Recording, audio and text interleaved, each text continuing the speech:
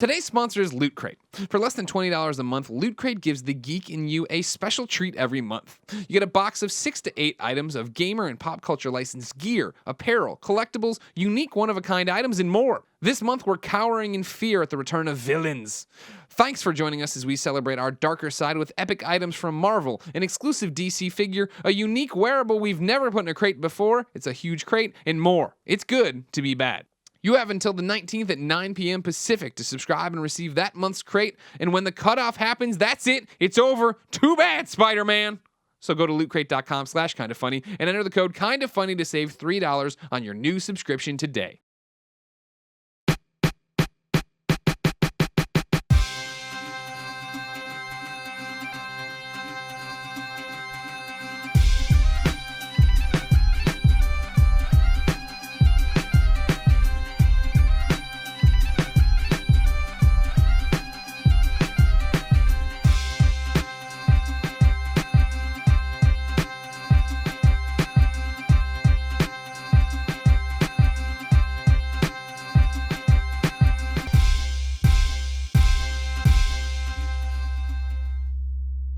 What's up, everybody? Welcome to the GameOverGreggy show. I'm one of your hosts, Greg Miller, alongside the producer/seducer, Nick Scarpino. Hi, Greg. Hey, how are you? I'm not wearing shoes, and I don't often wear shoes on the show. But then I finally just realized that none of us are wearing shoes right now. Yeah, we moved and that's to okay. we Colin paid for the people to come by and clean the carpets not too long ago, and that's when we moved to being a shoes off household. Mm-hmm. I respect that. Yeah, but here's my thing: that rule does not apply on the shows. You always wear shoes on the shows. Really? Are you? Yeah.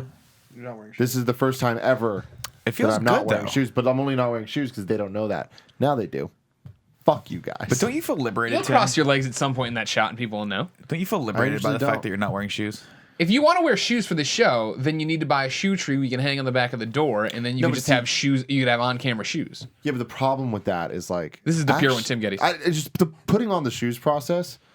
Man, Greg, if you know, I'm not a fan of first world problems. Yeah. That's a first world problem that I'm definitely not a big Not fan a problem. of. It's Well, not that's really why a you problem. got It is a like problem. the Converse I wear when I walk Portillo, like are the slip-on, slip-off ones. Yeah. They're like revolutionary. Yeah, but the point of me wearing my shoes on camera is I want to impress all the kids out there. No kids ever watch this and are impressed by your shoes. Your hair, Bullshit. yes. Your Bullshit. shirts, yes. Bullshit. Your socks, yes. No, Your they like shoes. them. When I wear my ones, they leave all the nice comments. They're like, I like those ones. I'm like, thanks. What Thanks for video has that noticing. happened in? A whole bunch of Give them. me one. Name one. The episode 86, part 3. That's not true. Mm-hmm. It is not It true. is. It's not true. There's no way you did that. Are we even on 86? No, we're yet? never close to 86. The Game Over Greggy Yeah. show. Oops. Episode 86. We're not even close to it. Nobody has any idea how long this show's like been to say going. bold. It feels like it's been going on for 10 years. Really? I know, right? Pride of Long Island, Colin Moriarty. It's good to be here with you today. Kevin, I need you to do me a favor. Here we go. Can you go to my bedroom and in front of the candle, in front of my TV, is a bottle of glasses cleaner. I need that. Are your glasses Here we dirty go again? again with the Thank glasses. you. Why are they so dirty all the time? Why is I that don't think they candle? really are. They kind of are. Maybe do you think that maybe your eyesight's getting a slightly worse and you're just starting to you have cataracts or you're starting to Don't see say that. That's not cool. You're starting to I'm see I'm so afraid of Too having far, I'm so dude. afraid of having Your eye problems. eyes are getting better, the doctor said. Yeah, they are. Yeah, so I could possibly go to the eye doctor. I really am afraid of having every eye week. problems. You just have the eye doctor. I He's go like "Colin, every stop year. coming back here." No one goes to the eye doctor every year. It seems like that's not a thing that a lot of people do unless they want to get new glasses or whatever. I go every year and I just have them fucking check me out just to make sure. Check me out, bro. Let me see that little These house. peepers, the Let me peepers put are my key. eyes on that machine thing. Let me look at that little Give me farm. that puff of air in the eye. Oh my god, they don't do fucking that. They hate don't do that thing. anymore. Oh, really? No, They haven't blew done- out too many eyes, They haven't finally. done that in years. Yeah. People's eyes were getting blown inside out. I used to That's what scare happened. the shit out of me. Yeah. I hated that. What is the puff of air in the eyes? You never had this? No, I don't wear glasses. But you don't get your eyes checked either? No. Oh, okay. Well, they do this thing where they sterilize the little deal, you put your face to it, and then there's a little thing that just goes, and puffs air in your eye. It's horrifying. It tests Yeah, for it's really gore. scary. The only They thing stopped more doing it. scary is how judged I feel when it's the little thing. It's like, okay, I'm gonna give you this little button, and you have to hit the button Every whenever time you you- see something yeah. move. I'm like, did I see something move? Was that it? Yeah, Is yeah, that yeah. real? It's always like a Holy blurry shit. thing in the corner. Yeah, and it's like they don't tell you your score either. Yeah, they're, no, they're no. always just like, They don't know. All right, cool. And I'm like, You should just screw with them and never Yeah. hit the button. Just don't hit it. They're like, are you blind, you're sir? blind. I cool. No, but now they do a thing where you put your eye, instead of blowing the air in the eye, they do other tests, and they have that new machine now that looks deep into your eye, Ooh, where you I have to like that. press your eye, press into a machine, and then it turns a certain color, and they take a picture of it, and you can see a picture, a super high res picture of your eye. It's fucking cool. and then they All look this at it and sounds they can find all terrible. things. You should go to the eye doctor. It's important because a lot of not all eye ailments, but some eye ailments can be identified very early, and they can help you figure that stuff out because losing your vision is very serious. I'm very afraid of that kind of thing. My girlfriend's mom is blind, and so I've been around that a little bit and known like how much trouble she has just getting around. She has like a dog that helps her and stuff like that. And it's you just want to take care of that stuff because it's pretty serious. So I'm always your health is always serious, but the eye doctor is like an easy thing that I can tackle. Yeah. I just go. They're like, here's your thing. Your eyes look good. We don't have this, that, the other thing. Well, the fuck also out. I feel like, and this might be overgeneralizing, but I feel like it's your likelihood of the doctor telling you that you have some sort of disease that's going to kill you at the eye doctor is not as large as it is at like your general practitioner, right? Yeah, but Like, they you go there and make they're it just seem like there's a lot that can go wrong. with the There eye is- doctor. there is a lot. You go in there. Even talking about your eyes like this, I don't like. Grosses me out. Why is it grosses you out? Or I just scares I don't you? like things happening around my eye. No, I feel like things getting around my When eye you right see now. the movies where the thing goes into the eye, does that bug you? Oh, there was a part in I Dead don't like Space that. 2 where you had spoilers for the end of Dead Space 2. You should play it by now. Where you makes stab sense. yourself in the eye, and that was fucking destructive. That was bad. The thing about the eye is that I'm not so worried about like the life-threatening illness. I don't want to put it so curtly, but like it basically anything that bad happens to your eyes is a life-threatening illness because Sure. it's a quality of life issue. That's true. You know what I mean? Like other- the- you take for granted that you can just see. You know what I Yeah. mean? Yeah. And like without it, you're What- very debilitated. I'll save it because I'm sure one day Jamie Kennedy will be on this show to tell you her stories about Greg Miller and everything else. But the one thing that amazes me about the eye is that its ability to bounce back from an injury. Because my mom fucked herself up real bad once in the eye, shattered a contact, drove the glass into her eye and stuff. Jesus. Wait, And, like, sorry, what? There's glass contacts? Whatever, hard plastic, not like your disposable whatever. I never wear contacts. There's hard contacts for Really? sure. Yeah. Yeah. And even now, thinking about it, I'm getting all. I don't like oof. that. I know it was No. bad. You can see This as she is- did. Yeah, oh, it's bad. But she was blind for a while in that eye. Well, look, There was a lot of work and I rehab think- and stuff for. Doesn't the eye tissue, isn't that the fastest regenerating tissue in the body?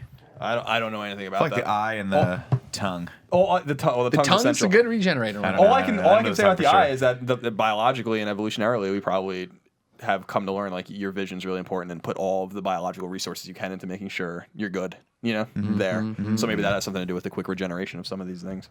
It's scary though. They used to call Wolverine the eye hero because he regenerated so fast. His eyes, What's yeah. your power? You have eye tissue all over your body. You look like a slimy egg. God damn it. Oh, if you didn't know, this is the Game Over Greggy show. Each and every week, 4, sometimes 5 best friends gather on this table, each bringing a random topic of discussion for your amusement. If you like that, head over to patreon.com/kindafunny. Toss us a few bucks and you get the episodes early each and every Friday. If you don't have any bucks to toss us, it's no big deal. Wait. And then Monday through Thursday, the show goes up topic by topic, day by day on youtube.com/kindafunny until we post the entire show the next Friday on iTunes, SoundCloud, all these other services, wherever the hell stupid ass Kevin with his Google Watch gets podcasts. I don't know. I imagine they just come off Amazon to him. Stupid ass Kevin with his Google Watch. Hey, Google. Hey Google, send Paula a text message. We're breaking up. I'm with another woman. Send. Colin, Oh, Yeah. man. what's your topic?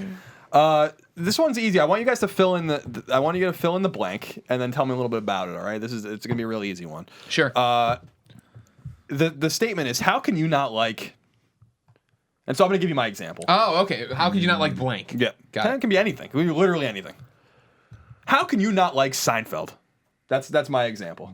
Yeah. This is a Seinfeld house. We have it on all the time. It's many episodes a day. And when I watch it and I sit down and I've seen all of these episodes. Literally dozens or scores of times. Literally all of them. And you know them by heart. And you know what's going to happen in them. And you anticipate the jokes, and yet it's still as funny as the first time you saw it.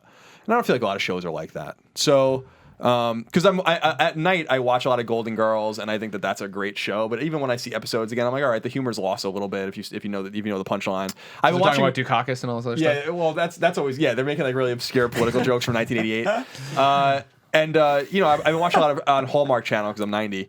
I've been watching a lot of like Frasier, and then I go Nick at Night. I watch a little bit of Friends and stuff like that. And I'm like, these shows are funny. They're really Skype funny. me in because I feel like we have the exact same nights. Yeah. Because they have it's like 6 episodes of Golden Girls, And whatever, then and Frasier. then like a bunch of Frasier all night. Yeah. And I'm like, these shows are really funny, and I have I've discussed recently that I have a new appreciation for Frasier. I always thought the show was funny, but now watching it in order, as I have been lately, it's really a really good show. But Seinfeld is just so special, and so when I find someone that doesn't like Seinfeld, like my girlfriend, for instance. What are her reasons? And you've never even watched. You don't watch Seinfeld, right? She just doesn't find it funny. Like, and what's weird is she loves Curb Your Enthusiasm. And I'm like, that's so weird because that's really a show about George. In essence, that is a show about George Costanza, and which makes it. I think Curb Your Enthusiasm is funnier than Seinfeld. I don't think it's as clever as Seinfeld, especially because a lot of the plots are just reused on Curb Your Enthusiasm. They just literally have the same plots sometimes. Shows just have the same fucking plot. I'm like, all right, I'll see it again. So I wanted to know what your guys' kind of take on that statement was. How can you not like? Well, I want to know how he cannot like Seinfeld. Well, here's it's not that I don't like it. It's that when I was young, I didn't like it because I was young. And I remember it being on TV, and I was bored by it. I was like, there wasn't punchlines and jokes and any like CG animals talking, so I wasn't really into it. Okay, that's acceptable. Yeah. Nowadays, I still have the CG animal issue, but besides that, I mean, everything I hear about it, I'm like, I'm sold. And from the little bits I see, I get it. I understand it now. I'm sure if I watched it now, I'd totally love it. Like, it sounds right up my alley. Yeah. For like the type of humor I have grown into liking. But when I was like, you need to go watch Seinfeld. When I was like 7 watching it, I was like, hell no. It would be so exciting to be in your position in a way because you've never seen them, and that's something that I can never take. There's not a fucking frame of Seinfeld I haven't seen. This is a topic we talked about, right? Of like what we wish we could re-experience. Yeah, re-experiencing Seinfeld would be awesome. Now I wonder how much of it would be lost not having the water cooler moments, right? Because when it was must-see TV on Thursdays, coming into high school the next day to talk about, you know what I mean? Honestly, junior high and shit, because it was like that. That was the age range for me where it was going on. Like that was a big part, right? Of like, oh, I can't believe Kramer did this. And I remember getting psyched up for the finale, like the finale. Yeah, me too. Yeah, I mean, for me though, I wonder how much of it won't hold up though. To be perfectly honest, it all holds up. Yes. The only thing that's weird is he has a phone on a cord and like a really ugly desktop that he never uses. Don't get me wrong, I love Seinfeld, but when I watch Seinfeld, I bring with it that nostalgia of having seen it in the '90s, right? I remember that time. It's very much a show that's a sign of the times, right? Similar to. Not as wildly intense as Friends, right? Where Friends, as you go back and watch Friends, you're like, holy crap, that was like mid-90s. That hair, did not the style, last. Like the you look, can't. The colors. There are very few people I think that could go back and watch Friends and be like, this is every bit as good as I remember it being. Like you look back and you're like, it's a little cheesy. It's a little rough around the edges. Sure. And back then when we watched it, we were like, I think we were all a little bit more caught up in the zeitgeist of it than we are now. And it was very Generation X. Yes. So not that you're Generation X, but we're not. So it was cool to watch that as if you're watching a show about your older brother or something. But like my question is going back and watching Friends, Seinfeld, it would be fascinating for Tim to watch that because he didn't vibe with it at the time. So I wonder now that you're a bit older, if that is the connection for you. If you watch it and go, oh, I get it. Like you have all those other life experiences that you bring to it, and then the humor of a show about nothing is that much funnier to you because you're like, this is actually mirroring real life. That was kind of the genius of the show, is that it was a show about nothing, but so is most of our daily lives. Like, I mean, we've talked about this before. I don't remember, probably on this show like 20, 30 million episodes ago, but Seinfeld kind of reminds me, from everything I hear about it, of the older version of what BuzzFeed now is, which just like you relate to this. Yeah, you know. That I makes know sense. people in the comments are going to be like, "Oh no, you can't say BuzzFeed and Seinfeld are the same thing." I'm not I understand saying the that. point you're saying. What I'm saying is, it's like nowadays, it's like you see the BuzzFeed list of like 23 things you know you did in elementary school, and you watch it, and you're like, "Oh yeah, I did always draw one of those stupid little S's, and I did." Draw on my eraser, which made no sense because then there's lead on my eraser, and that's stupid. But it's like we all did these things, and I feel like Seinfeld is that. Just, they'd come up with a plot point to kind of get across just the moments that you relate to. Like I can see that, yeah. Finding a parking That makes spot. sense. No, that or totally makes all sense. that type of stuff. It's Getting just stuck on the subway and stuff yeah, like that. it's like Public transit here's one woes, moment movie that stuff. everyone relates to. Like you felt this. Yeah. Let's make a plot around that moment. Yeah. I would actually go as far as to say Seinfeld was a little even like simpler than that, right? But that's very true, right? It gets you in touch with those moments where those incredibly human moments of like, I remember the episode with the 2 cars that are parked. Like, and living in San Francisco now, I get it. Like I would can't go in literally head not first. like when I lived in Nob Hill, I would have not moved. I would have been like, nope, I'm blocking traffic. I had this first, like I was backing in. That's the right way to do it. It's true. It's interesting. I think you would like it. I think if you gave it like 3 or 4 episodes, I would like it. You got to get past the pilot. The pilot is I would not say, good. yeah, you could even skip season 1 Yeah. to really get it rolling for Tim. Yeah, Because I need to jumpstart Tim. I need to get in there with the paddles and the bam. Yeah, the show gets crazier as it goes along until it's just totally unhinged, and that's really when it. We were talking about that on Colin and Greg today about the last seasons. Larry David wasn't really involved in those, and so it's weird to like say that these are the best seasons, yet they're the ones that are just totally fucking unhinged. Like it's just because it really Is did that go. a good thing? It's like a cartoon. It's like a I living think it was cartoon. because by the end, it's like the show is just out of control. And Which season was the episode, if you remember offhand, where they had to he carries the air conditioning unit like through the garage that's the an entire early- time. that's an early- It's yeah, early. that's and That that's what I was genius. saying. Like that was the have a- genius of the show early on was like you can't find your car in the They have your a parking whole spot. episode, Tim, of not being able to find their car in a garage. The whole thing's in the garage. That's it. See, I love they that. They can't find their car. That sounds And awesome. the entire time, Kramer bought an air conditioning unit that he has to carry around. That And they reminds me of Kevin. when they interviewed that We've been character, there. when they interviewed what's his name, Michael Richards. he actually had them put weight in the box because he's like, I wanted there to be weight in the box, and he's like, boy, that was a shitty decision on his part. It's like 10 hours later of shooting and him carrying that thing, it's like my arms were dead. So when he crams it into the car at the he end, it falls in. actually falls in. He couldn't carry it anymore. Yeah, it was funny. I mean, it's you. I wanted to start with that particular question and that particular comment because you don't often find Seinfeld is largely considered the best television show of all time, and there's very few people that are going to ever dispute that, and I don't think it's ever going to be beaten. Now, like the because it is about the zeitgeist, but it's also about how just consistently good it was and how clever it was, and I think also how deep it was because it is a show about nothing. That was its whole thing. It's a show about nothing, but it's I think also a show about selfish bad people, and I think that is. What's so funny about it is that when you just step back and stop laughing, you're like, these are awful people. They're all fucking awful. I don't think they're awful. I just think they're real people. Like they're farcical, caricatures of real people. But when you look at how they make decisions similar to how most people I know make decisions in real life, right? Where they're just kind of very selfish. They're very, very selfish. Their lives are, their entire worlds revolve just around them. Jerry Seinfeld is. He literally breaks up with women for no reason every episode, and it's very similar to like how you were, especially in your early 20s. I think they're supposed to be like in their late 20s or early 30s during the show. But like when you would just be with someone, but they'd say one thing, you're like, I don't like you anymore, and it's like kind of like Wet Hot American Summer. It's like you smell like ham, I don't like you anymore, or you smell like hamburger, burgers. I don't like you anymore. Yeah, so I agree. I mean, I think it's just a deeper show. I think that's why people love it, and it's always going to transcend, and I think always be big. But See, that was my issue with Curb though. I didn't think it had the cleverness of Seinfeld. Curb had it could go there because they could say swear words. It was on HBO, but I feel like because of that, they oftentimes went for shock value, and it was a show about George Costanza. In that Costanza was the character that was constantly getting shit on. He's like every indie Ben Stiller movie where the character just cannot do anything right.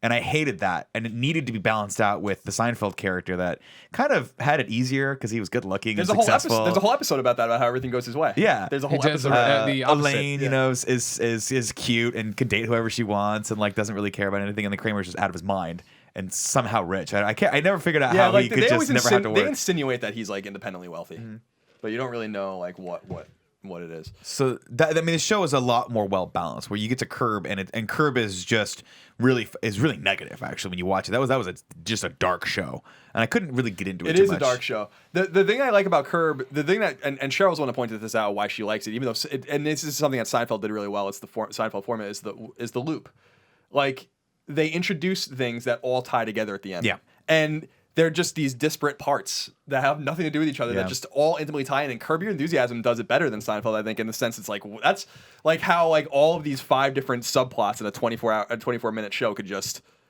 collide together is so brilliant. I think that's why the show's clever. But I think Curb is probably raw and funnier, but I think Seinfeld's more clever. Yeah, definitely. So yeah, that's my answer to that go. question. That's my answer to that question. How can you not like Seinfeld? Although you don't meet people that like that very often because there's not that many crazy people out there. What would your answer to the question, Nick? How can you not like? I would say, how can you not like Harry Potter? Now, here's the deal. I mean, the books. Now, people can watch the movies, and you can disagree with the movies. The movies have different styles. They have different directors. So depending on who you like, if you like more of the traditional like approach to the series, you like the Chris Columbus, the first 2 films. The third film was directed by a Spanish director. So that was, I forget his name, Look that up for me, where you can. Benicio del Toro. Don't shake your. Kevin's like, no, I'm not gonna do it. What I'm gonna do is play with this fucking pen instead of looking this up for Hey Nick. Google, who directed Harry Potter 3? Alfonso Prisoners Cuarón. of Azkaban. Sorry, Alfonso Cuarón is his name. Put the phone down. Marzipan, I believe. You're fired, Kevin. So I can appreciate how you come to the movies, and they're very stylistically different, and they also kind of took place over, obviously, I think it was like a 10-year gap. Yeah. Like, that's how long it took to get all those movies out. And they also did the thing with 7 that I actually hated at first and then appreciated, where they broke it into 2 parts, but I think it ended up actually working very well for that series. Whereas, like, you get the Desolation of Smaug and things like that with Lord of the Rings, you're like, this needs to be like an hour and a half long movie. Let's cut this down. We don't need all this exposition. Smaug. But when I first came to the series, when I was in my, I think, early 20s, I'd watched one of the movies and I was like, this is pretty fascinating. Then I saw the second movie. I was like, damn it, I'm hooked. And I went back and started reading the books. And that's where the true sort of love affair with Harry Potter started, where you read those books and the first couple they're good. Then you hit Prisoner of Azkaban. And I challenge you to get through that book and not immediately want to read the 4th, 5th, 6th, and 7th books. Like, she just makes this amazing world that you want to exist in, no matter what age you are. And I think it's one of those series that hits on all those marks. Where what are you laughing at, Tim? There's just a lot going on. Kevin, Keep what going. are you doing? No, he's not doing anything. All right, Disruptive. He's not doing anything. He's Disruptive. not disruptive. Then why was did you being make eye disruptive. contact with him and then Kevin? start laughing? He's not because doing anything. I'm having a conversation in my head that I think he's also having in his head about my brother falling in love with Harry Potter. But I'm telling you. going. Okay, so what I think obviously what people strive for when they tell stories is to kind of hit as many ages as humanly possible, right? And we loved that. That was kind of the allure of the early Simpsons. That was the allure of a lot of Pixar films, is that you watch these, and no matter what age you're at, you can find something to identify with in them. And for me, Harry Potter really hit that, where I was in my early 20s. I was no longer a teen. I had just graduated college. I was lost in the world and kind of trying to figure out what was next for me. And then you get this series, and this kid that's going through a very similar thing, but he's obviously much younger. I think he starts when he's 11. But there are a lot of adult themes in it, and it's really treated like a book that is, like, you look at it as a kid's book, and a series of kids' book, but it's not. It's actually very, very, very, very for adults as well. So when people say I don't like Harry Potter, I always challenge it. I'm like, have you read the books? And oftentimes what I hear is no, I haven't read the books. And I'm like, well, give the books a shake, and then if you don't like it, I can understand that. But I guarantee by the time you get through the 3rd book, you're going to be like, damn it, this is a really, really good series. A lot of time to invest, though. Not really. They go fast. Yeah. You read a book probably every 3 days or 4 days. I read the 7th book in 2 days, maybe. And you know how slowly I read. But I mean, Well, I put like 9 hours. Just a that day into it. vampire book, it took you forever to read. Here's the deal with those Anne Rice books, man. It was a good book, but it could have, and maybe this is my patience level now because I just have the attention span of a gnat. But there's just so much exposition in it. And there are parts, and it sucks when I'm reading these stories and I'm like, this chapter does not need to be here. And I get it. This is her style, and this is what people love her for. And specifically in the 80s and early 90s, when her writing was really, really, really like coming to a head, and they were making movies out of it. And everyone remember the Vampire Chronicles. Everyone's like, oh my god, Interview with the Vampire. And like, you got Brad Pitt and Tom Cruise in the movie in the height of their like young, hot careers. Fucking sexy ass. You know what I'm talking about? Beautiful white skin. This pale, pale vampire skin. I had 2 dreams last night. One was about Jurassic Park, and the other was about Brad Pitt. No So there shit. you go. Was Brad Pitt in Jurassic Park? No. I'd watch that 2 movie. different dreams. Return to Jurassic Park with Brad Pitt. Hey, Brad That's the Pitt. title? Let's go back to Jurassic Park. Yeah, with Brad Pitt. That's just his name. His character's name is Brad Pitt. No relation to the actor. He plays an archaeologist. But yeah, that's mine. The other thing I would say is every once in a blue moon, I don't even engage with these people. Every once in a blue moon, someone will say the words, I don't like Star Wars. And that makes me want to take whatever table I'm near and just flip it over. That doesn't and make run sense, through man. a wall. Fuck those people. And there are people you've met them too. People that are like, I've never seen Star Wars. Well, there's a difference between never seen and don't like. If you've never seen it, Well, okay, we can fix So that. I've never met the I lied. I've never met the I don't like Star Wars. I've met the meh people. Really? Yeah, you know that. yeah, but You're not, though. You're not as meh as You'll still see You the lead movies. Oh, yeah, I'll see the movies. yeah. No, there's a couple people out there, and I don't like them one bit. Yeah. They really suck. Well, Greg, what about you? What was your? What's the exact phrase? I can't believe you don't like. I can't believe you don't like video games. And I know and don't get me wrong. I understand the idea of, well, I don't like Call of Duty because I don't like first-person shooters. I don't like platformer. I understand not liking that, but the fact of like there's people who are so closed off to it to say that I just don't like that entire entertainment medium is bewildering to me. Because it'd be like saying you don't like movies when really you just don't like detective dramas, right, or something like that. Yeah. That's a No, genre that that's makes still sense, booming, though. right? That is a genre. There actually He is, laughed actually. at me. I wasn't sure if That's I just screwed that funny up. that's where you go when you go with movies. Just detective Reaching the dramas. black. Well, I'm thinking of one I want to give two shits about. Gotcha, Oh, there's new gotcha. Sherlock Holmes coming out. Fuck you, Robert Downey Jr. and Andrew I like Goldfarb. those I'll movies. never see that shit. Andrew Goldfarb, what's he have to do with it? He's in it. Shut up. Really? That's one of the movies he's an extra. Didn't know that. Yeah. awesome. But yeah, He's the guy that solves all the crimes.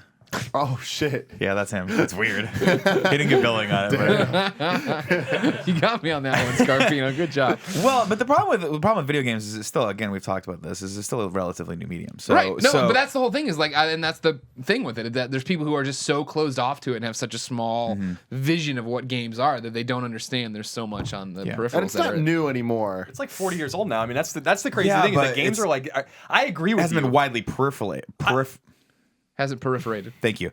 Until Proliferated. Until I was born. really, like, no, I mean, like, yeah, I mean, we're talking like 15, 20 years. So that's still only a generation or two of people that have come up with video games. And I mean, I skate that line where I grew up with video games, but still I see both sides of it where I'm like, there's just other stuff I want to interact with. It's just not your go-to thing.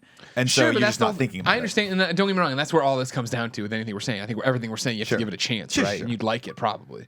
And that's the thing here, just the fact of like, if you don't like one type of game, there's another type of game. You know what I mean? Like, look at Danganronpa. Like, that's a game that is a visual novel for all intents and purposes, right? And it's a murder mystery kind of thing. Like, that's the game. That's not Call of Duty. That doesn't take, Twitch controls and this, that, and the other.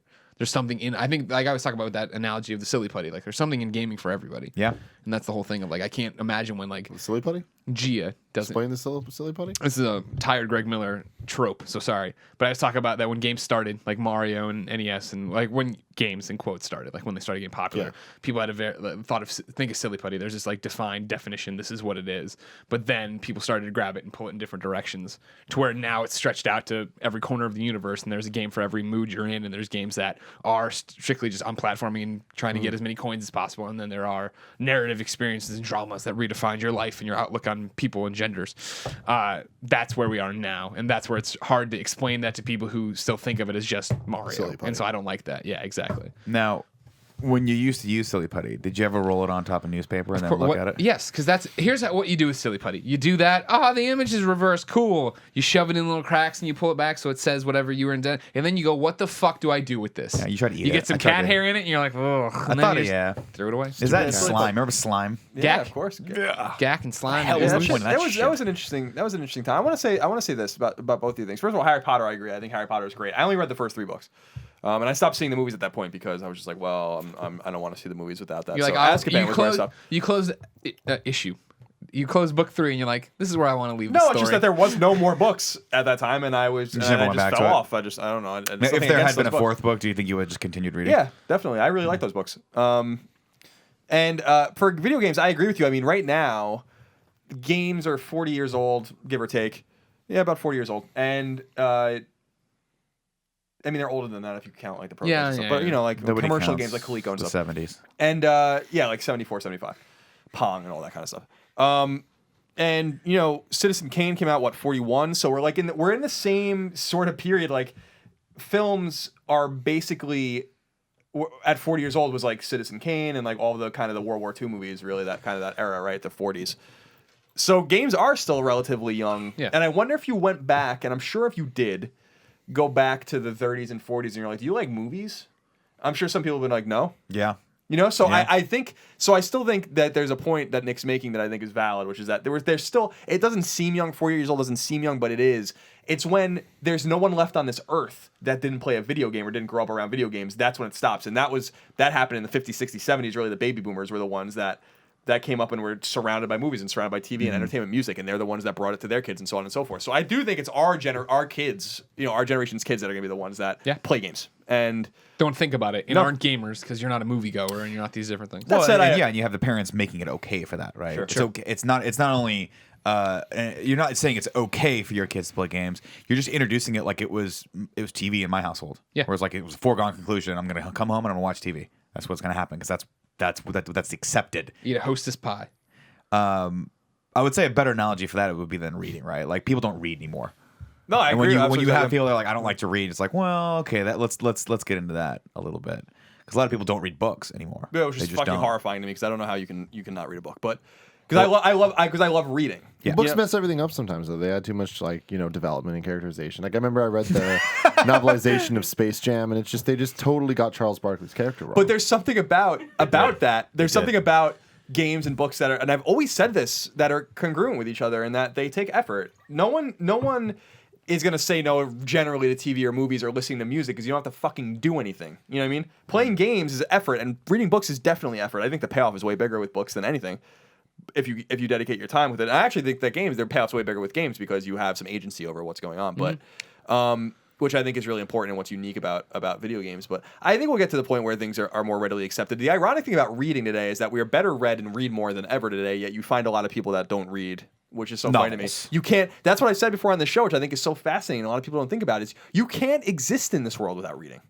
You know, like if we've talked about this before, you can get by after World War II being illiterate. It would be difficult, you could do it. You can't be illiterate today and have like any success. You can't because of this. Yeah. But You know? I mean, but So, on that like- note, though, do we wonder though? I mean, is there? You're talking about the bigger payoff, and that is a very interesting thing, right? When you finish a 500-page novel, you have a sense. You have a sense of completion, right? But in this day and age, I feel like most people are read just in headlines. They're just constantly reading headlines, and that's it. And that's as deep as they're willing to go or interact with things. And is that dangerous, or is that just driving us I forward think at a that's ridiculous unfair pace? to say. I mean, people do that, but then they also read a bunch of other stuff too. Like articles and reviews and things, sure. But I mean, at the end of the day, like, what is the longest you've read a single piece of media in the last 10 years? Like, how long has that taken you to read? How long? Yeah. Like, what is the longest piece of whatever that you've read online? Whether it's an op-ed, a feature, a preview, a review. I don't know. I mean, not a novel's worth. Well, that's what I'm saying. And so that is where, I'm not saying it's good or bad. I'm just saying that's the difference between the societies, right? Whereas, in the 80s and 90s, that just didn't occur. You would read an entire magazine, or you would read a book. Those are your really two. That was it, right? Am I missing another one? Maybe the phone book. You would occasionally just magazines look. Reader's worth. Digest, The Reader's somewhere Digest, between yeah. a book and a But magazine. but the point you make the good point in that because we come from a games media background where when I would get an issue of Nintendo Power in 1992, I'd read the whole fucking thing. There wasn't a Right. single word in that magazine I didn't read. We didn't have any Five other times. choice. Exactly. What the hell 'Cause- else were you gonna do? That's exactly right. I'm like, well, I don't know when I'm gonna get another fucking Nintendo Power. I have to wait a whole Right. month until it comes in the mail. You don't know when the fuck it's gonna come. Yeah. Sometimes it just surprises you. It comes a little early. It comes a little late. But now we're very selective about what we read. And I just think there's a lot of irony because I think we are more intelligent and better read than ever in terms of the vastness of the things we read. Yet we don't dive into anything. And so I think that's a good point to you. Is to read a book like Atlas Shrugged, which is one of my favorite books, an Ayn Rand book, that's a really fucking long book. You know what I mean? Like that's not something you can just. That's a 5-year commitment for me. Yeah, it's so and the text is small. I mean, it could be even bigger than it looks. And there's parts of it that can be cut out and culled or whatever. But I just feel like I do get sad about the lack of reading culture, and by that I just mean books. Because I do think reading books is really fucking important, and there's too much stimulation going on that distracts people from reading books. I'm not even talking necessarily about fiction because you want your fiction fix. Go fucking watch Game of Thrones or something. That's totally Sure, fine with me. sure. I'm talking about learning something. You know what I mean? Like Yeah. knowing something. Well, but that's always been a problem though, right? And now more than ever, it's hard because when you talk about reading books, oftentimes, and I see my wife do this all the time, where she reads. I mean, she's a ridiculous like she reads every night. Every night she's reading a book. Most of the time, it's a book that's basically being written to be turned into a movie, and that's a big cultural phenomenon that's happening right now. It's always been the case, but now, because we see these so quickly kind of be adapted, and people are buying them before they're even written, right? To be made into, they're buying the rights to be made into major movies. motion picture. Yeah, I mean that, and these books are coming out, and the second edition's coming out with now a major motion picture on it before the movie's even in theaters. That's kind of crazy, and I mean, I wonder if that is adding value, or if that's, I don't know. I don't really know what my point was with that, other than to say that even books are starting to decline a little bit, I think, and that people are writing 200, 250 pages, whatever necessitates or constitutes a book, so that it can then be changed into a movie or like made into a movie, because that's where the profit margin Sure. is. Yeah, and I would go, not to say like I read a lot of books, but I look through my own catalog of books on my Kindle, for instance, and I'm like, I haven't even read halfway through half of these books because like my attention span is even turning so 21st century now that I'm like, and Kindle is so convenient that you're like, then I'm like I literally just think of random shit. I'm like, the Apollo program, and then I go download a book about it, and I start reading a book about the Apollo program. And then the next week I'm like, FDR, and then I like, and then and it's almost Kindle's been a really convenient. I've spent a lot of money on books, more than I've ever spent because I don't have to like go and buy them in store anymore. But at the same time, it's actually distracting me too because it's too easy. Sure. So there is a give and take to that. Tim, what's your answer? Disneyland. I don't understand you, Greg. You're a fucking monster. I don't like being motion sick. There you go. That's so silly. No. Though. It's like I don't like their stupid fucking cartoons. I don't like their stupid fucking voices. Wow. Do you hear this? I don't like their overpriced food. This doesn't. But it's like if you go to the right places, it's not that expensive, and it's good. That It turkey leg depends on tastes your like ham. approach. I don't like to their Disneyland, Marvel approach. right? Is that if you go into Disneyland not knowing how to navigate Disneyland and not having a strategy for Disneyland, you're probably not going to have a great time. I agree with that completely. I've never been to Disneyland without my crew. My crew knows what the hell they're doing, and they get me everywhere I need to be, and it's good. See, if you go to Disneyland right now, what I imagine is that Disney is this exact same it's always been, where they try to put as many people in that park as humanly possible. Of course. You're going to be waiting in line. You're going to be hot. You're going to probably not be hydrated because the water that they sell there is like $19 a bottle. You're going to constantly want candy because they keep pumping in that smell. You know what I'm talking about? That smell of sugar and confections. Confections into your brain. You're going to be sweating. You're going to be sunburned. Sounds like a great time. And you're going to be smelling people. And you're going to be constantly. My memory of Disneyland is always just constantly waiting in line for Space Mountain. Just constantly in line for Space Mountain because that was my favorite ride. It's a good ride. But now they have like Fast Pass. They have all these other things. Yeah. You do the thing where you like one of you pretends to not have a leg or whatever, and then like No, you don't do they that. get you to the front of the line, and then you That's just keep fucked up. riding the thing. You don't abuse the system that way. No, but you There's other have figured ways. out how to. You don't Of abuse course. it. You game No. the Schemer, system. yeah. You knows abuse he's the schemed shit out of it. it. That's what I'm saying. Is you avoid all this stuff. You know the exact path in the shade, so you don't get the sunburns. You plan where the cheap water is, so you're not paying $19. Then you get all the fast passes. You fucking plan it right. You're in and out of that park in 12 hours. Yeah. But you did everything, Yeah, you goddamn did it, everything. and it was awesome. And they know what they're doing, and it's beautiful, and it's amazing. And I just don't understand how you could not like it. I just don't understand the draw of it. Oh my god. Yeah, I'm kind of in the middle on this because I don't really like to have fun. You know what I mean? Yeah, no. But apart I from know, that, we're aware. But apart from that, so I've been at Disney World in Florida probably 7 times, and I've been at Disneyland a couple of times. My one thing I'll say is that I don't understand how anyone says Disneyland's better than Disney World. That's my one problem. Disney World is bigger and better than Disneyland. It's newer and it's unfortunately you have to go to Florida to go there, which is like the surface of which is the surface of the fucking sun in the middle of July or August, way worse than Southern California. So that's my one issue. But so I don't really have a problem. Like I like the idea of the theme park, and it's fine. It's not really for me anymore because I'm old and curmudgeonly, but I've been to these things many times. I used to go to Disney World almost every year, and for a portion of my life. And that's my only conundrum is that when I went to Disneyland for the first time, it was like 1992 or 1993. I was like, this is like a poor man's Disney World. I understand it's the original one. This was at the time. I don't know what changes they made, but I'm like, it's smaller, it's quainter, there's not as much to do, and I'm not like that impressed with it, Yeah. And then I went back when I was a little older. I'm like, okay, because there is something quaint about it. There's something old about it that I like, but Disney World I think is the superior park. So that's my only. Disneyland ain't got the hoop-de-doo review. That's all I'm saying. I don't know about that. So I've never been to Disney World, so I can't personally. That surprises me. I know it's upsetting on all accords, but I can't compare the two from personal experiences. But from everything I've heard from anybody, and I can understand this just from what I know about the two parks, Disneyland's just all the good parts. Closer, you can get it done in one day. Whereas Disney World, you can't do it in and out in 12 hours. It's this whole It's a vacation thing, and there's a lot more stuff that isn't really that cool. And there's a lot more just like filler shit. And also Disneyland gets all the new stuff like faster and better, and it's the OG shit. And they have California Adventure, which is the realness. Is that the one where you And- get in the the hang glider and you soar over, or is that soaring? That's soaring something? over. Well, California. that's a ride that's in California Adventure. California Adventure is its own little What park. the hell is it? It's It's a no park. park. It's a What's the second park. adventure? Like It's what? the California. You're trying to survive the drought? I don't understand. Yeah. There's bears. There's a lot of water. That's where they have World of Color, which is awesome. What the hell's that? It's it's California Adventure's big show, which is Like the there's big show?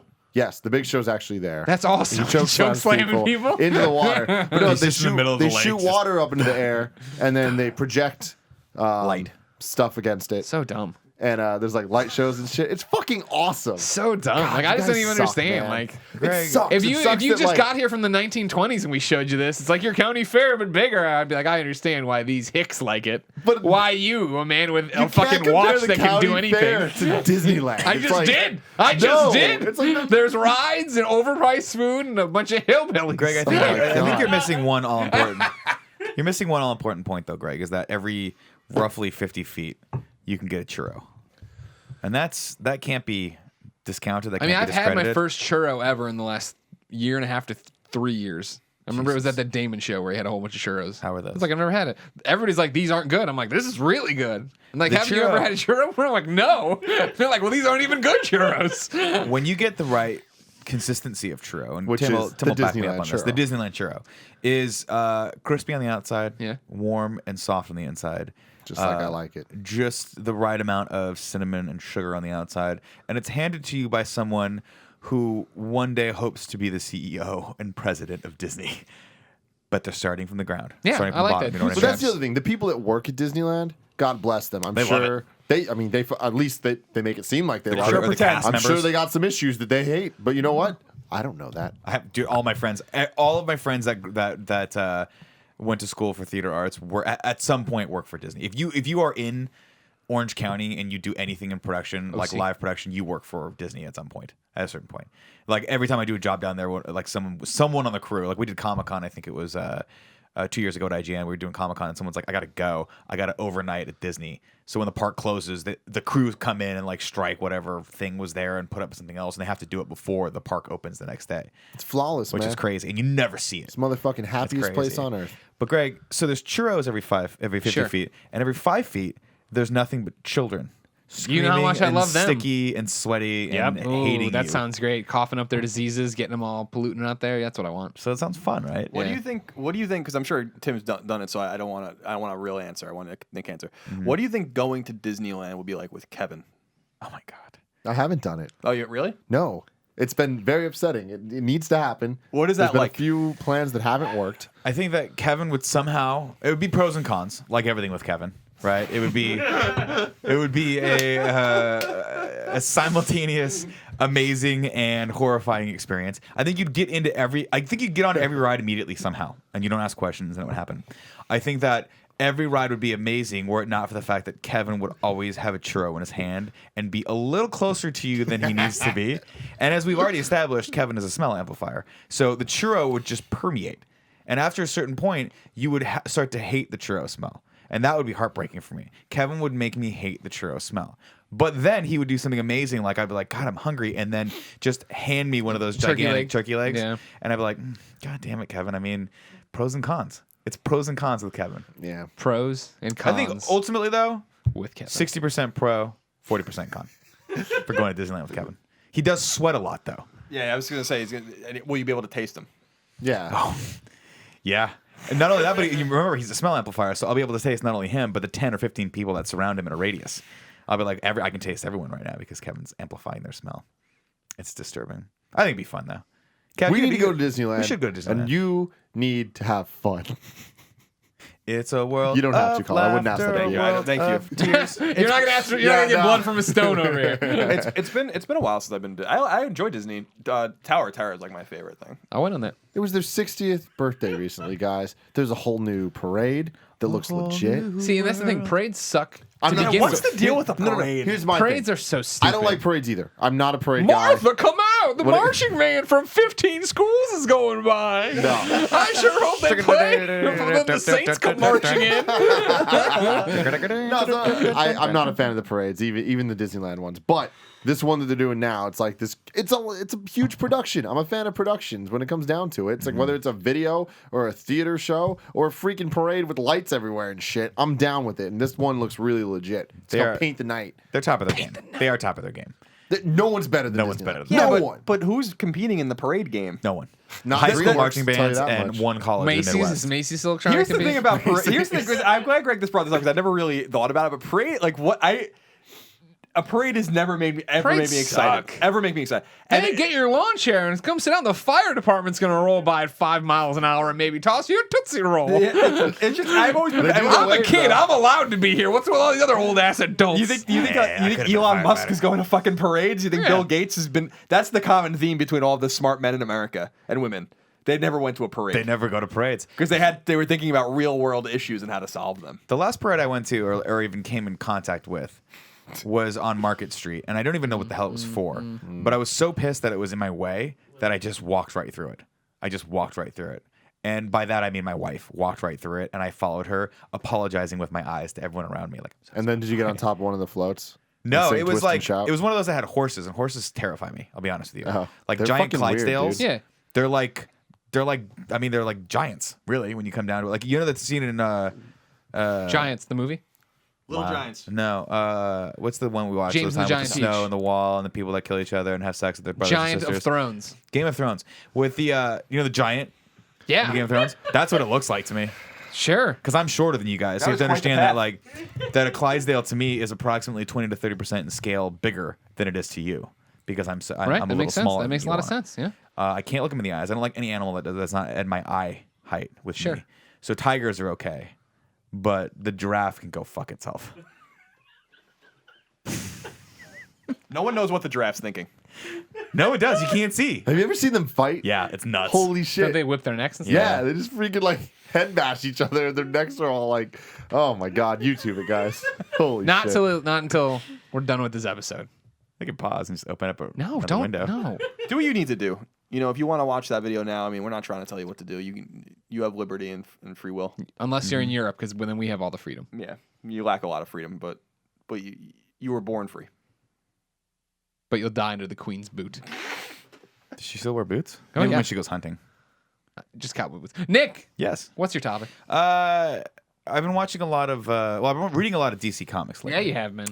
Largely because I think you guys are rubbing off on me. Playing a lot of PS4, reading a lot of DC comics. That's the Talking about getting a Vita. It's the kind of funny way. Thinking about getting a Vita. Someone actually offered if I got a Vita, they said they'd buy me Persona Dancing All Night. Yeah. Did I get that Oh, correct? Which sounds like something that I thoroughly would not enjoy. But I'll give it a shot You're such a because I'm monster. open to everything, Thank you. including taking Kevin to Disneyland with me, which I'm sure would be, again, 50-50 pro and con. You literally have different numbers 10 seconds ago. All right, 70-30. But one of the things I've noticed is that DC is like Marvel, they're great storytellers, right? And I think they tend to be a little bit better in the storytelling on the comic side than they are on the motion picture side for now, and that Sure. could change. We'll see. We're seeing them ramp up their universe, their cinematic universe. But one of the things I thought they've always excelled at is their animated universe, Oh, yeah. and they put out maybe. I want to say mainstream movies because they do all like the Lego tie-in movies and things like that. But I want to say that they put out maybe 1-2 really quality animated films from different studios every year. Yeah. Most notably, the one I just watched was Justice League: Gods and Monsters. And it's good. I haven't watched it yet. I liked it a lot. Yeah. What is it? It's a different take on Justice League, But where done by Bruce Timm, though. done by Bruce Timm, where instead of Jor-El being the father, Zod is the father of Superman. So like there's a little switcheroo last minute, and so Superman is as before A you little get sent out. switcheroo. I mean that's literally what it is. You haven't seen it yet. No, I've read the comics prequel. There you go. So I can tell you all about it. I can tell you all about what's happening. So the idea is on the planet, the Justice League is not the Justice League that we know. It's not Bruce Wayne. It's not Diana Troy. Is that her last name? Prince. Prince. Who's Diana Troy? You're thinking of Donna Troy, Wonder Girl. The original Wonder Girl. Not, of course, the new Wonder Girl that fucked Superboy before they blinked out continuity.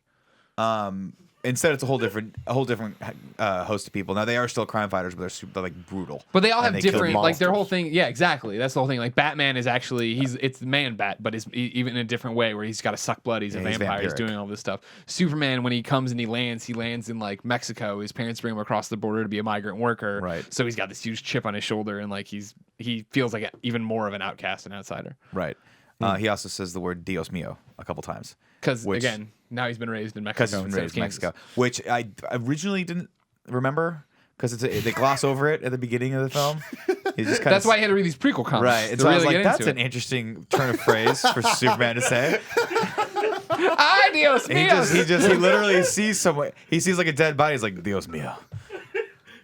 And you're like, Te amo, baby, te amo. And I'm like, whoa, what? Superman's trying to seduce me with his mouth words. But it's cool because it's an interesting take, and it's super violent. I mean, it's really violent. People die. You see a lot of blood. They've been able to go a little more rated R with this. Yeah. It may still have a PG-13 rating. I don't know. I don't really Animated understand movies ratings are weird. anymore. yeah, they can get away with a lot. But my question is, where do you guys land on this? What are you into the animated realm when it comes to DC, and why is it that they can make great animated films and tell great stories of the comics, but they've had such a hard time transitioning that over to film?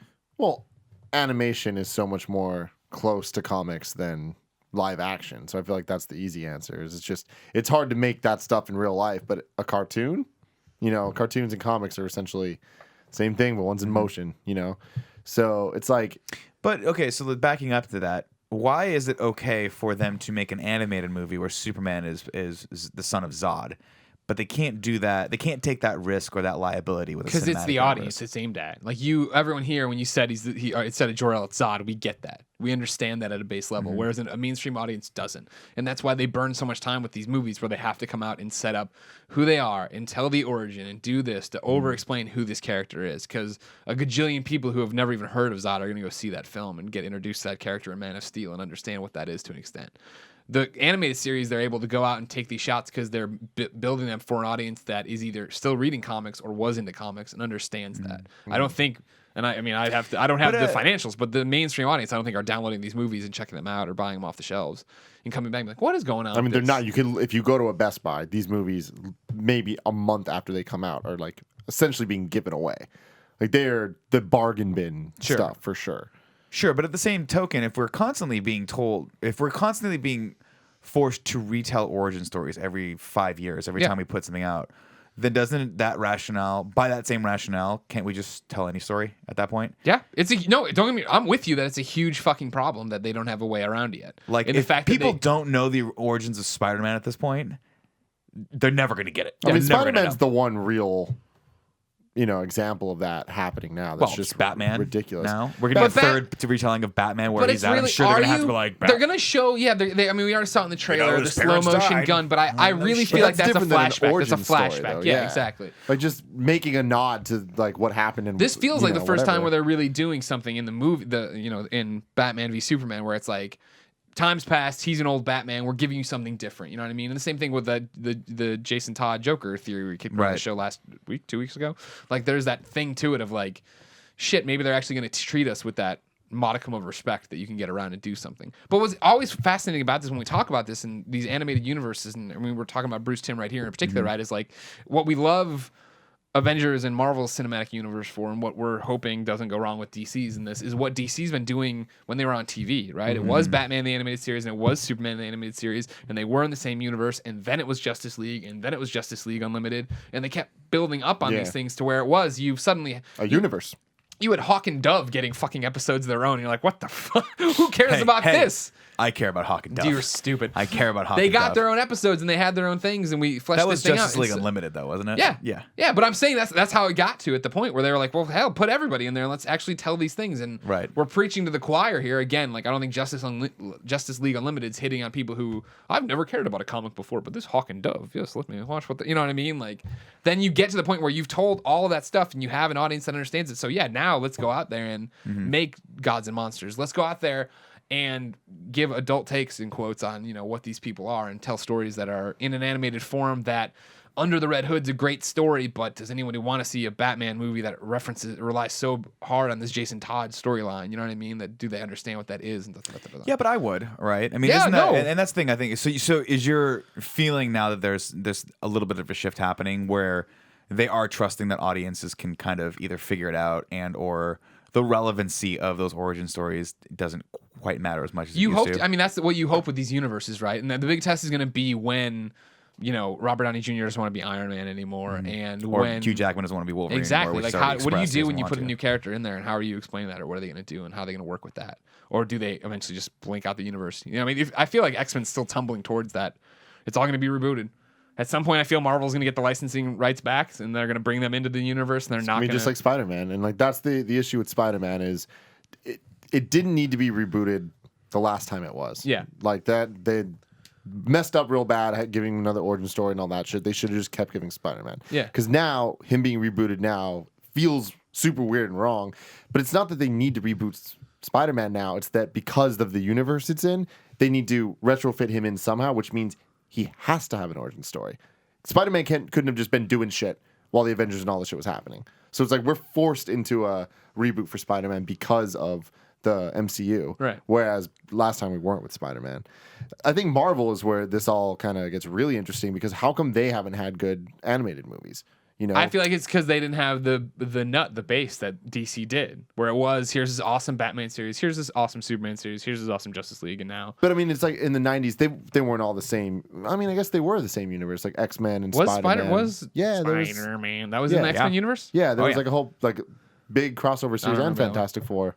At least it was in the animated series. That's what we're talking about. Yeah. Yeah, oh yeah. Like Spider-Man was so on all it. the 90s animated Sorry, shows were. I thought you guys were talking about comics. Obviously, the comics world was the same. But yeah, in the original X-Men, yeah, Spider-Man gets caught in the mansion and all that stuff. And Cool. Fantastic Four That's as awesome. well. So That's it's like, but then they've never had success, and those shows were But like, successful. and this is going to sound like a normal DC swipe at Marvel, and I don't mean it to be, but could it be said that the reason that doesn't have the relevancy and that keep going is the fact that I've always felt like Marvel cartoons are cartoons for kids, and DC cartoons could be for kids, but they could be for adults. Like the themes of animated series, Batman the animated series was wrestling with and doing things. Like when there's the Batman cyborg who's wrestling with he's really Batman, like the Dreamscape episode and all these different things. Like there's themes in there that I still want them to put that on Netflix because I'd love to watch that start to finish. I mean, I feel like love that. the Is that not on X-Men. Netflix yet? No. X-Men had stuff like that too, and Spider-Man, Fantastic Four, maybe not. Spider-Man so much. That one did? wasn't- Yeah, Like I watched Spider-Man and I loved Spider-Man. I had all the action figures. I don't feel like Spider-Man was on that level of storytelling. It definitely wasn't on that level. I mean, you were right. The DC 90s cartoons overall get the edge over the Marvel for sure. But you know, it's not like the Marvel are that much lower. Sure. It's not like it's modern stuff where a lot of the stuff is kids shit. Yeah. Like the 90s stuff. And I feel like that's where they've separated here, especially, right? Is the fact that Marvel is still making kids shit, where DC is like, here's this. Oh, we love that. Gods and Monsters is not a kid's. We love that awesome Animated Jeff movie. Johns Brainiac run. Let's put it out as this Superman movie. Oh, Dark Knight Returns. Dark Knight Returns. Let's put that out as a thing. That's definitely not a kid's movie. I think you guys are overlooking, something you've talked about, but you're you're implying it. Maybe you're not explicitly saying it, which is, when I flirted with comics in 93, 94, 95, 96, 97, when I was like really getting into that stuff, it was the Batman animated series that really was pretty seminal for me to get into Batman. I really appreciate it. And what we're not really saying, which I think is somewhat obvious, is that the Marvel cartoons, like, I never watched Fantastic Four, but I watched a lot of Spider-Man. I watched a lot of X-Men. They're very fucking crude compared to the way DC's cartoons were done, Batman and Superman, the ones I watched, in terms of animation, in terms of the way they look and the way they hold up, the writing, like all that kind of stuff. Like even at the time, I was like, these are very second rate compared to what DC's doing, And I don't know if that's a commonly held notion or something that I just saw it a different way than other people saw it. But I remember even back then, I watched Spider-Man and X-Men every day after school. And Batman was like a fucking treat, man. When Superman came out, I even watched a little bit of that too because it was the same style, it looked the same. I mean, this is the Superman from it. There was a vision with the DC cartoons. Exactly. Like I just felt like they weren't the X-Men. It reminds me a lot of Transformers and G.I. Joe and stuff, where like you can tell that they like in hindsight they were just shipped out overseas. They were done fucking really crudely. They do not look good. When I look at, and they're not that, the X-Men. Don't get me wrong, X-Men and Spider-Man aren't that bad, but they're I feel like kind of similar to that. Whereas opposed to the DC ones, especially Batman, I feel like those are really fucking good. And I think that's the one thing, that's the way I feel about some of these movies today. It's almost like a common theme where I feel like I'm maybe more DC aligned just in that sense. But it was another thing too, which was that I feel like Batman and Superman were able to focus on one person and the cast of characters, like the villains, the rogues around them. Whereas opposed to X-Men and Spider-Man to a much lesser extent, Spider-Man there was a lot of Sinister Six shit in all those cartoons and weird shit like that. But there was a lot of X-Men. In other words, there was not a lot of exposition. It seemed like there wasn't a lot of reason for them to focus on one character at a time. They had to focus on a bigger group or a bigger. To me, when I watched Spider-Man, I felt like the draw was the enemies, in my opinion. Shocker. That's how I fell in love with Shocker. That was where that joke came from. So I mean, that's just as someone who's quite ignorant on comic books. That was always my takeaway from that era because that was when I was actually engaged in comics. Yeah. Well, that's all I have to say about the issue. The X-Men and Spider-Man series, I think the actual style of animation was more complex. The visual styles they were going for was kind of harkening back to the 80s where they would actually try to draw characters a little more true to form with realistic features.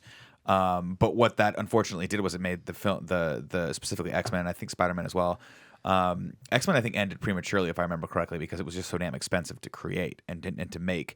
And so I think where they relied heavily on the visuals, I think that was where you saw DC step in and go, let's not make that mistake. Let's develop a visual style that is elegant and simple, and that will just allow us to tell really cool stories very, very quickly, and experiment. Because as the cheaper the series is to create, and I'm not basing this on any facts, I don't know this for sure, but the cheaper the style is to create, the easier you can bang them out and take more risks with them. And I think that's worry more about the things that matter. Which is the storytelling, and the character development, and the actual paying attention to the acting, and making sure that. And I don't know if this was a conscious decision or if this is just the environment at the time and how everything evolved and progressed. But Kevin Conroy as Batman.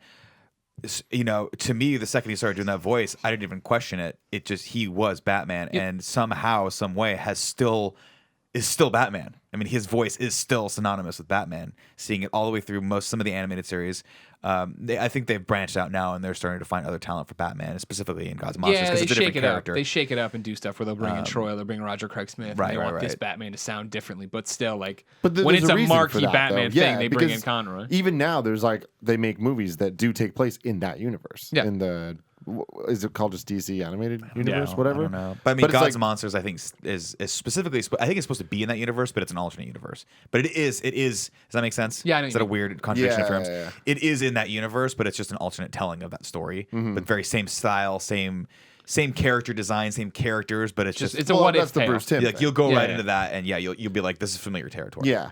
Yeah, sorry. I don't why mean don't to they? I don't mean to be rude, by the way. I'm watching the X-Men intro because I haven't seen it in so long. It's basically the way I remember it. It's not like I said. It's that same. It's the same spirit as the '80s stuff. It's just it's a little bit better done, but it doesn't have that soul, man. Batman had fucking soul. Batman had elegance to it. It did. I really, really, really think those Batman cartoons, being quite ignorant about Batman, still, even though I love them. I mean, that was when I really fell in love with that character, man. They're fucking. Those cartoons are fucking rad. This whole look, which is Superman was inspired obviously by that look of Batman. Yeah. Is so fucking. It's perfect. Are you kidding me? It's fucking perfect. I don't know. I love it. I think it looks great. I'll always have very fond memories of it. Do you remember the Superman Batman crossover? Yeah. Joker, the giant green, jade statue that was kryptonite. Yeah. That blew my mind. That was awesome. That was what we had been waiting for forever, right? Yeah, that was so good. I used to rent all the VHSs of all the Batman and Superman shit when I was a kid. Yeah. God, it was so I have good. a quick Nailed question it, because too. you guys were talking about. As I know, and I'm sure people that watch our show know a lot more about this stuff than I do, but X-Men and Spider-Man being kind of cast out during Marvel's problems. In other words, Sony acquired, I guess, Spider-Man. I don't know who the fuck owns X-Men. Fox. What is is it public what the deal is? In other words, is the deal in perpetuity? Like, do they forever control?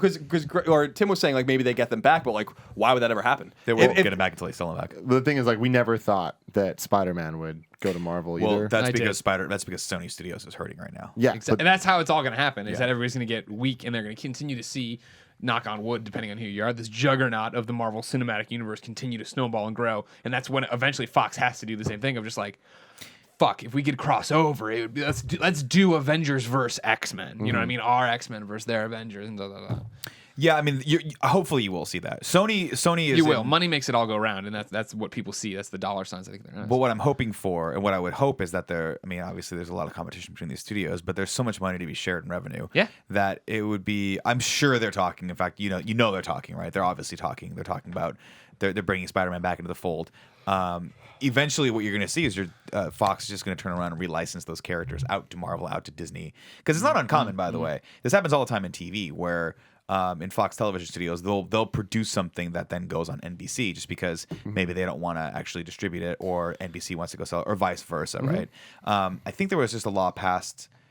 There was a law, and I don't know if it's still in place, where you had to have a certain percentage of your programming, if you owned a television network, come from outside sources, and that may have just changed. I'm not quite sure, but so it's not uncommon for Fox to have to work with someone else, and it behooves them to, because if they're making a lot of money with their X-Men cinematic, the X-Men movies that they're making, why not just then turn around and license those characters that you've built? Because I mean, like it or not, those are very popular franchises. Days of Future Past proved that it was popular. It did well.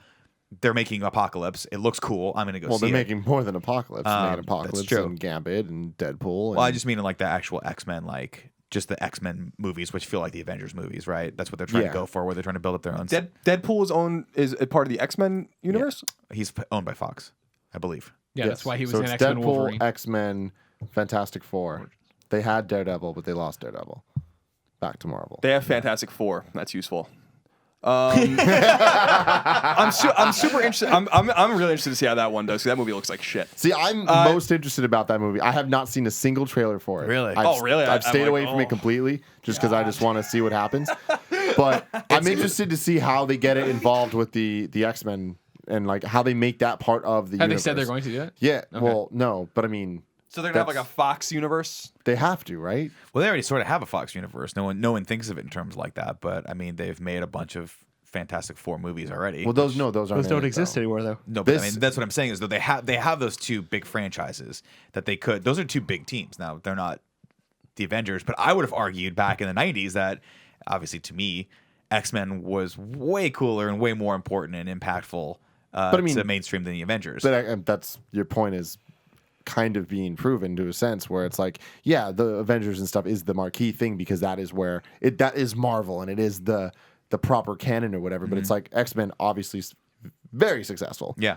So it's and they're like it cooler. is- Let's be honest. It's like they're right there. You know, I've never thought about it, but it is somewhat impressive that I think to the mainstream audience and with Marvel, typically X-Men will probably be the most visible for them.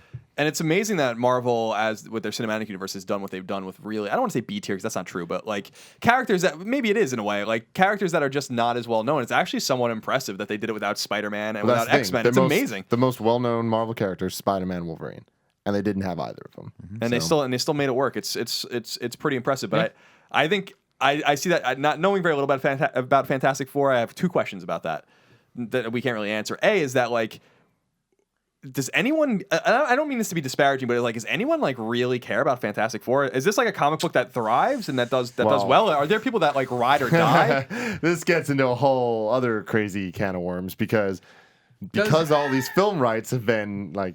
You know, so they don't between do the three Fantastic things. Four anymore. Marvel's been slow in its roll on the Fantastic Four Interesting. comics. So it's like there's a lot of political games going on in every sense. I would do the same That's thing. why eventually they'll find a way to bridge that gap. They will. There's money to be made there. It's silly that they're those two sides of the camps. It'd be silly for those two sides of the camps not to be talking about a rev share somehow, right? It's as simple as me saying, I own the rights to Fantastic Four. Tim wants to make a Fantastic Four movie in his universe. I will license those rights out, and we will talk to each other so that we are not stepping on each other's toes when we develop these two series. Yeah, that makes sense. I mean, that's what's happening with Spider-Man. It's happening with Spider-Man. It's going to happen with Wolverine. Like Marvel doesn't own. It's going to Spider-Man happen with yet. X-Men. It's going to film rights.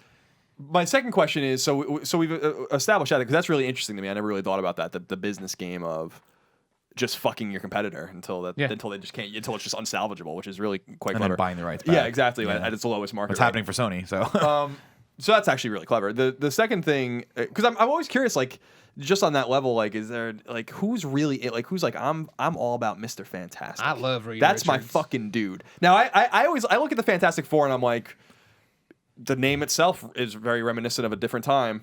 But the characters are cool, I guess. I just don't understand like why they keep going back to this well. My second question is, am I the only one that thinks that this Fantastic Four movie is just not going to do well? Because or is it just going to? It's a big question. This is the big question. I don't think it's going to do well. Yeah, I mean, if anything, I think people expect this one not to do well because it is Fox, which right now is seen as the. I mean, there's really only three universes, I guess, with DC, but Fox is kind of the last place one overall, I would say. But they have X-Men, which is huge, and people right now like X-Men more than they ever have. They are in a good place with all that stuff. They were able to bring it back with Days of Future Past. Even with they were in a First bad Class. place with First Class. I'm sorry, you're right. I keep Yeah, forgetting they about brought it back First Class. They brought it back with Days of Future Past. They look like they're in a good place. Deadpool looks awesome. All this stuff looks great. But so far, they haven't been able to have any other series that is an X-Men work. So, in Fantastic Four, this... I don't know. No, it's also worth noting, everything you're saying is right. It's like Fantastic Four is not that marquee thing that everybody's like waiting for and wanting, but neither was Iron Man or Thor. Sure, and that's what I'm trying to say. That's why everything it seems like it's very unpredictable. Because I think with Fantastic Four is because I think Nick brought it up when we were talking about the movies. We had our argument on the show about the movies and all these kinds of things. Is I'm most curious about how Fantastic Four does to see if they just shit can that second Fantastic Four movie completely. Exactly. Or if they filmed it all at the same time. You know, No. No, that would have been a new. Is there even a second one announced? Yes, Yeah. it's on that. It was on that docket we went through, and that was my question too. Of like, if this one underperforms, do you really do that? But that's Fox having to either bite down and we're going to get through this, or fuck, let's talk to Marvel. What do we do with these guys? I hope it performs, and I hope it performs because when movie studios like Fox look at their lineup for the next few years, they need to be able to account for the fact that this movie is going to make its money back, so they can take risks with things like a rated R Deadpool movie. Oh, we saw that with the Superman documentary. What's that? We saw that with the Superman documentary. They talked about how that's they what ate killed shit on all these Superman. movies, and that's why Superman ultimately didn't come out. That's unfortunate. And right now, like I'm really proud of Fox, and I'm really looking forward to the fact that they're actually trying to pioneer the rated R superhero film, which is really cool. Like when you get that, something different. When you get that sort of experience, I can't remember 300. I'm pretty sure 300 was rated. Yeah, 300 had to be rated R because there was nudity and a ton of violence in it. But like that movie specific. Well, I was like the violence. Titties and blood. Well, the violence they can get around by like shading the blood a different color. But I forgot that Lena Headey got incredibly nude in that film. Incredibly nude. Yeah, it was a fantastic scene. My favorite type of nude. But movies like that, experiences like that, right, with Sin City, things like that, where you're like, I'm getting a comic book, a graphic novel experience. Let's stop calling it a comic book movie. This is more of a graphic novel experience.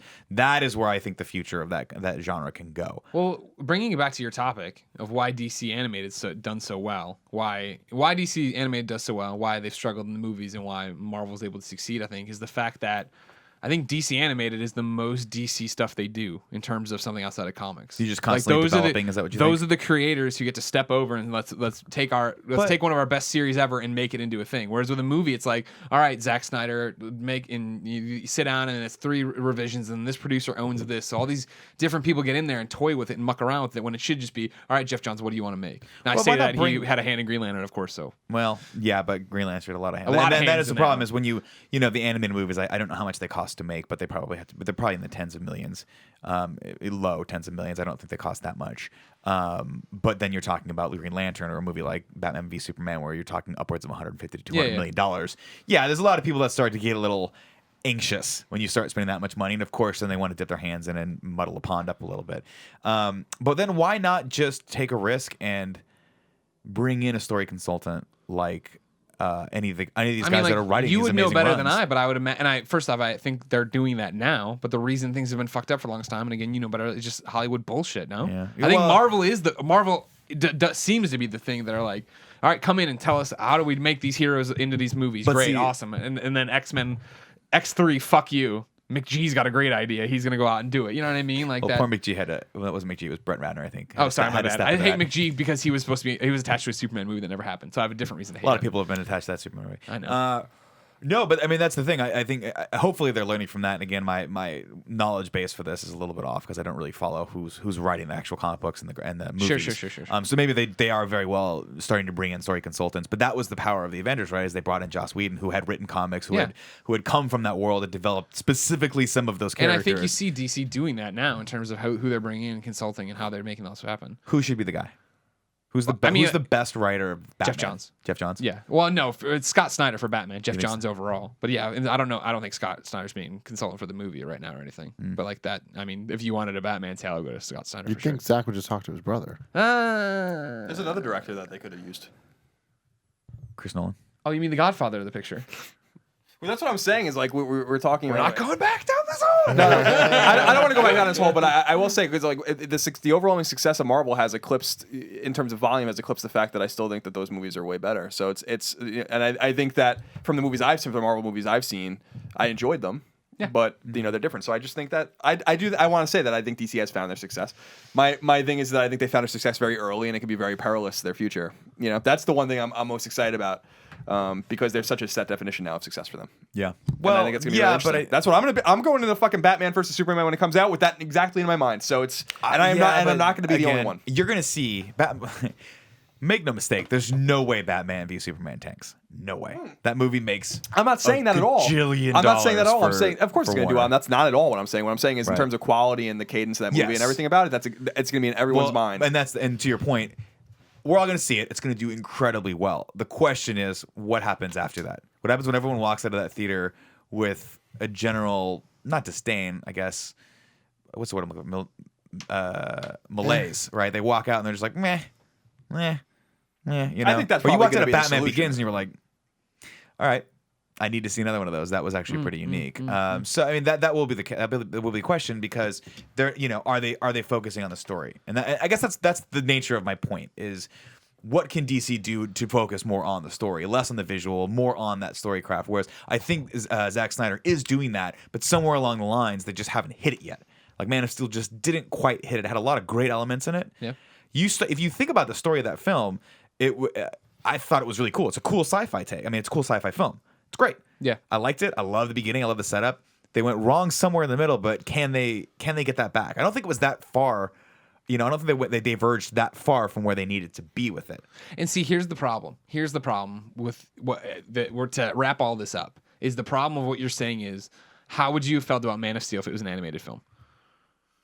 You just watched a tale last night where Superman was a migrant farm worker who said "Adios mios" or whatever, and it's like I'm saying you expect the comics to do whatever the fuck they want, but Right. when we come to a motion picture, we expect something, and we didn't get it with Man of Steel. And that's what my argument this movie continues to be is that when my expectations were not met, when I took time off and I came back a year later and watched, I was like, you know what, this was good. It's It was setting up good. a universe in It a was. different way. So the malaise and stuff again, I think. If everything goes right for them, Suicide Squad will be the one where it's like, oh, this is the universe. This isn't just Zack Okay, Snyder. I got you. You know what I I got mean? you, You know what yeah. I'm saying? And I feel like that takes so much time to build that what's been against DC so far is the fact they have one movie out there where everyone can turn and go, well, Zack Snyder can't make a fucking Superman film, clearly. Maybe he's making his Superman film just like Right. these animated series films are this. I mean, Superman Doomsday, I remember watching and I'm like, okay, oh, cool. Superman and Lois are fucking. That's a great. I'm glad they're doing that. I'm glad they're not Me too. Wait, whoa. Superman's fucking Lois and Lois doesn't know he's Clark? What the fuck? You know what I mean? And then, but it was Hot. like, all right, whatever. Hot. This is your story. Go ahead and do it. Right. And meanwhile, Superman returns. He has an illegitimate child with Lois. And I was like, what the fucking resolve this? Resolve it now. Yeah, that was we can dive into that Superman Returns at a later date. But I'm with you. I went back and watched Man of Steel again on the plane. We were coming back from where were we coming back? We've from? had this conversation a Dallas. million times. Yeah, I'm just saying that's it is. animated versus motion picture is a different thing. It is. Well, I guess we'll have to wait and see. And I'm We'll have to wait glad. and see for Batman I think v DC Superman. succeeds because they let creators who go out do these animated films and tell whatever tale they want. Like I always talk about Batman Assault on Arkham, right, where they just blow a dude's head off in the very beginning. You're like, all right, awesome. You know what I Yeah. mean? And now they've announced Killing Joke, and it's like my one knock with DC animated films is it's hard for me usually to get excited for them. Like You've already read the story. I already know everything's going to happen. Usually, not with Gods and Monsters and even Yeah. Assault on Arkham. Those were bad examples. But like the other ones, right, where they're it's a- retelling Superman, Brainiac, or Doomsday even. But it's such a cool example, right? Because you said you read the prequel. Yeah. So that was a fun experience. That was a I good didn't way to even- lead in. I didn't even know there was a prequel. I assumed there was actually. Yeah, I think they I saw it on the DC Comics Much app. of the digital firsts. I Right. highly recommend it. It was fun. cool. Right on the plane. Right on. Nick, Yes. you had a good topic, and I liked it, of course, because it was Thank about you. comic books. Do you know who sponsored it? I do not. Loot Crate. Nice. Noise. Would as you they say. classify yourself as a geek, gamer, or pop culture nerd? I would. Then Loot Crate is the subscription box for you. For less than $20 a month, you get 6 to 8 items of gamer and pop culture licensed gear, apparel, collectibles, unique one-of-a-kind items, and more. Make sure you head to lootcrate.com/kindafunny and enter the code kindafunny to save $3 on any new subscription. Here's where it comes full circle on your topic. Okay. This month, Loot Crate is cowering in fear for the return of villains. That was good. We practiced this. Whether they're terrifying or tragic, something about bad guys and gals is just plain fun. Probably the snazzy outfits, army of henchmen, and totally relatable. Treat yourself to some sweet loot attitude. Nice. Good read. Good I'm all read. about Thank that. you. Thank you. Thanks for joining us as we celebrate our darker side with the epic items from Marvel, an exclusive DC figure that I will take out of the box, a unique wearable that we've never put in a crate before, and more. So you have until 19th at 9 p.m. Pacific time to subscribe and receive this month's Loot Crate. When the cutoff happens, it's over and you can't get it again. So go to lootcrate.com/kindafunny and enter the code kindafunny to save $3 on your new subscription today. Thank you, Loot Crate, as always. Thanks, Luke. Great. Tim. Yes. What's your topic? All right. This is a tale as old as time. It's a question I've always wanted to know the answer to, and I feel like Colin's going to have some good insight. What came first, the chicken or the egg? Now, before we get into it, the reason I'm bringing this up is I was in bed last night, and I was just thinking about it. I'm like, I've never gotten the answer to this. Is that a slow jerk? Yeah, I was slow jerking it, thinking That's about the not- chicken. I speed up the slow jerk for the podcast. I just want to make sure. Slow jerk 4 strokes a minute, maybe. Four strokes a minute. Yeah, to the point So where it's you're one almost every getting 15 seconds. You're almost getting soft. Yeah. We decided If that you're not almost getting soft, you You're ain't not doing doing it it. right. Damn. It's like, I like you know, that. It's like, All right. it's like when you stew beef. You know what I mean? You got to just keep it there for a real long time. So I looked it up on Wikipedia, and Chicken or egg? I just Googled chicken or the egg. Yeah. And there was a Wikipedia link course. about it, right? Right. I started reading it and I'm like, oh my God, we need to talk about this on Okay, the show. okay. So There is a definitive read answer, right? So go. Yeah. The chicken or the egg casualty dilemma. Apparently that's a thing. Is commonly stated as which came first, the chicken or the egg. To ancient philosophers, the question about the first chicken or egg also evoked the questions of how life and the universe in general began. From a modern scientific perspective, the chicken egg came first because the genetic recombination that produced the first chicken, though that may be an arbitrary definition in a breeding population undergoing speciation. I don't know, speciation, occurred in germline cells in a non-chicken ancestor. Another literal answer is that the egg in general came first because egg-laying species predate the existence of chickens. To others, the chicken came first, seeing as chickens are merely domesticated red jungle fowls. Duh. Shit's getting fun. Everyone knew that. Cultural references for the chicken and egg intend to point out the futility of identifying the first case of a circular cause and consequence. The metaphorical view sets a metaphysical ground to the dilemma. To better understand its metaphorical meaning, the question could be reformulated as, which came first, X that can't come without Y, or Y that can't come without X? Well, how did they spell cum? It's God. That's an important. I like how you ask questions. Ask questions. Thank you. It was science class. X gonna give it to you, Nick. X Okay, gonna give it thanks. to you. Don't give it to you. So yeah, and then there's a bunch of other bullshit. But I thought that was interesting that there's some people out there that are trying to claim like, oh well, the egg doesn't mean a chicken egg, so it's the egg came first. Fuck you. It is a philosophical question. But that's though. bullshit though, man. They're talking about chicken eggs, and you goddamn know it. Well, my whole argument, like, so when I think about this question, there is an answer. I think the answer definitively is the egg, right? I mean, that's, but because the egg would hatch the chicken the first. In other words, the chicken can't be the chicken without the egg that it came out of. My original argument when I first thought about it when I was younger, and I was talking about it a little bit with Kevin today, was the chicken must lay the egg, and therefore the chicken came first. But that doesn't make any sense because the whatever's laying the chicken egg is not a chicken. That's the whole fucking point. Right. But It's natural selection. It feels like the first thing to get on the egg wasn't the chicken either, though. You know what I mean? I feel like the first thing that's coming out of this egg, it's not even an egg like we're thinking of. It's like in Superman 2 when he gets wrapped up in the cellophane S. Like that's what it's not like a hard shell normal egg. It's like a loose balloon you're pulling out of. What? I'm just saying, like, I don't think it's not like this weird ass fucking jungle fowl shits out this egg and out pops a regular old looking chicken. Well, that's the point I'm trying to make, is that over natural selection suggests that. I'm just using an example. It's a silly example. The chicken was the chicken with 3 eyes, so it wasn't a chicken yet, right? Sure. And sure. it laid an egg with the chicken with 2 eyes, which is the chicken we know today, and it hatched. So the egg therefore came first. That's the way it has to go. You know what I mean? Mm-hmm. In other words, the chicken couldn't have been spawned from another chicken because the chicken didn't exist yet. Therefore, the chicken couldn't have come first. You know? So I think I hear what you're saying. I'm with you. So, but it's not so much. They get into in the Wikipedia article is that it's really not about chickens at all. The whole argument is it's an argument cycle. Yeah, that's right. like it's an argument of something of a cyclical nature. Going all the way back to the Big Bang, right? Where what came before that? What was before the universe was born? Then Exactly, because they'll say like the Big Bang. You know, all the matter in the universe was in a very small and dense space, a very small and very dense space. So where did that stuff come from? Right. That's like the whole. I mean, that's the whole, and that is even more. I wish we had a way to say that because that's actually more poignant argument because no one fucking knows. That's an answer. That's a question with no answer. Right. As opposed to the chicken and egg question, which in literally non-philosophical terms can be answered definitively as the egg. So I think it's very interesting. It's true. Now, to Greg's point, the egg could have been a slightly different version of the egg, but no, not really. I don't think it can. It would have had to have been the egg. They can't. I'm telling you, it would have come out all like soft, Like and an malleable. amoeba, like a melted jelly bean. Yeah, like that's what I'm saying. Like that's the other. I'm just, yeah, exactly. In this fucking 3-eyed chicken's gonna look down and be like, "What the fuck?" And then it just pecks it to death. True story. The first chicken was born 30 years before it actually was out because they kept killing You just it. kept guys like, "Where's the third eye?" Finally, I don't know. this Peck it to thing death. pops out this thing, and it's like whatever. It's what's fascinating about this stuff. It's just that it asks a lot of questions that is very interesting. It talks a lot about evolution, natural selection, which is fascinating stuff, and how I've been reading lately about things with different animals that are identical but genetically spawned at 2 different points in natural selection, which is so fucking interesting to me. So, for instance, not that this is the example, but like, let's say 2 creatures could see, right? But like they didn't spawn from the same genetic code. Like in other words, they didn't come from the same tree of that particular thing in natural selection. So they just both adapted sight independently. Mm-hmm. It's like really interesting evolutionary and biological questions with all this stuff. That's really, that this is an evolutionary question, and evolution's fascinating. It is very fascinating. It's very fascinating. It teaches us a lot about ourselves. And Tim knows I'm going to make a joke right now. He just started smiling. We all did. When you took the pause, we knew the wheels were turning. Whenever you pause, you're kicking up mud. You're about to jerk out on the puddle, and then say it again. It's like, it's very time for the train. Super interesting. I think the thing that really sheds more light on the state of humanity right now is not the chicken or the egg conundrum. It's a casualty dilemma. I think it's causality, isn't it? You know what? I just don't want people to make fun of you. We're gonna go with casualty dilemma, and It's causality. Yeah. I think the bigger argument for me is Jesus Christ. Never mind. Let's just skip through it.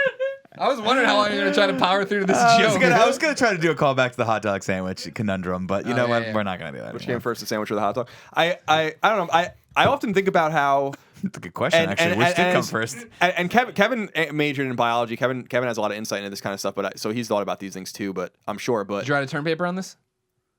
You don't know what I'm gonna say yet.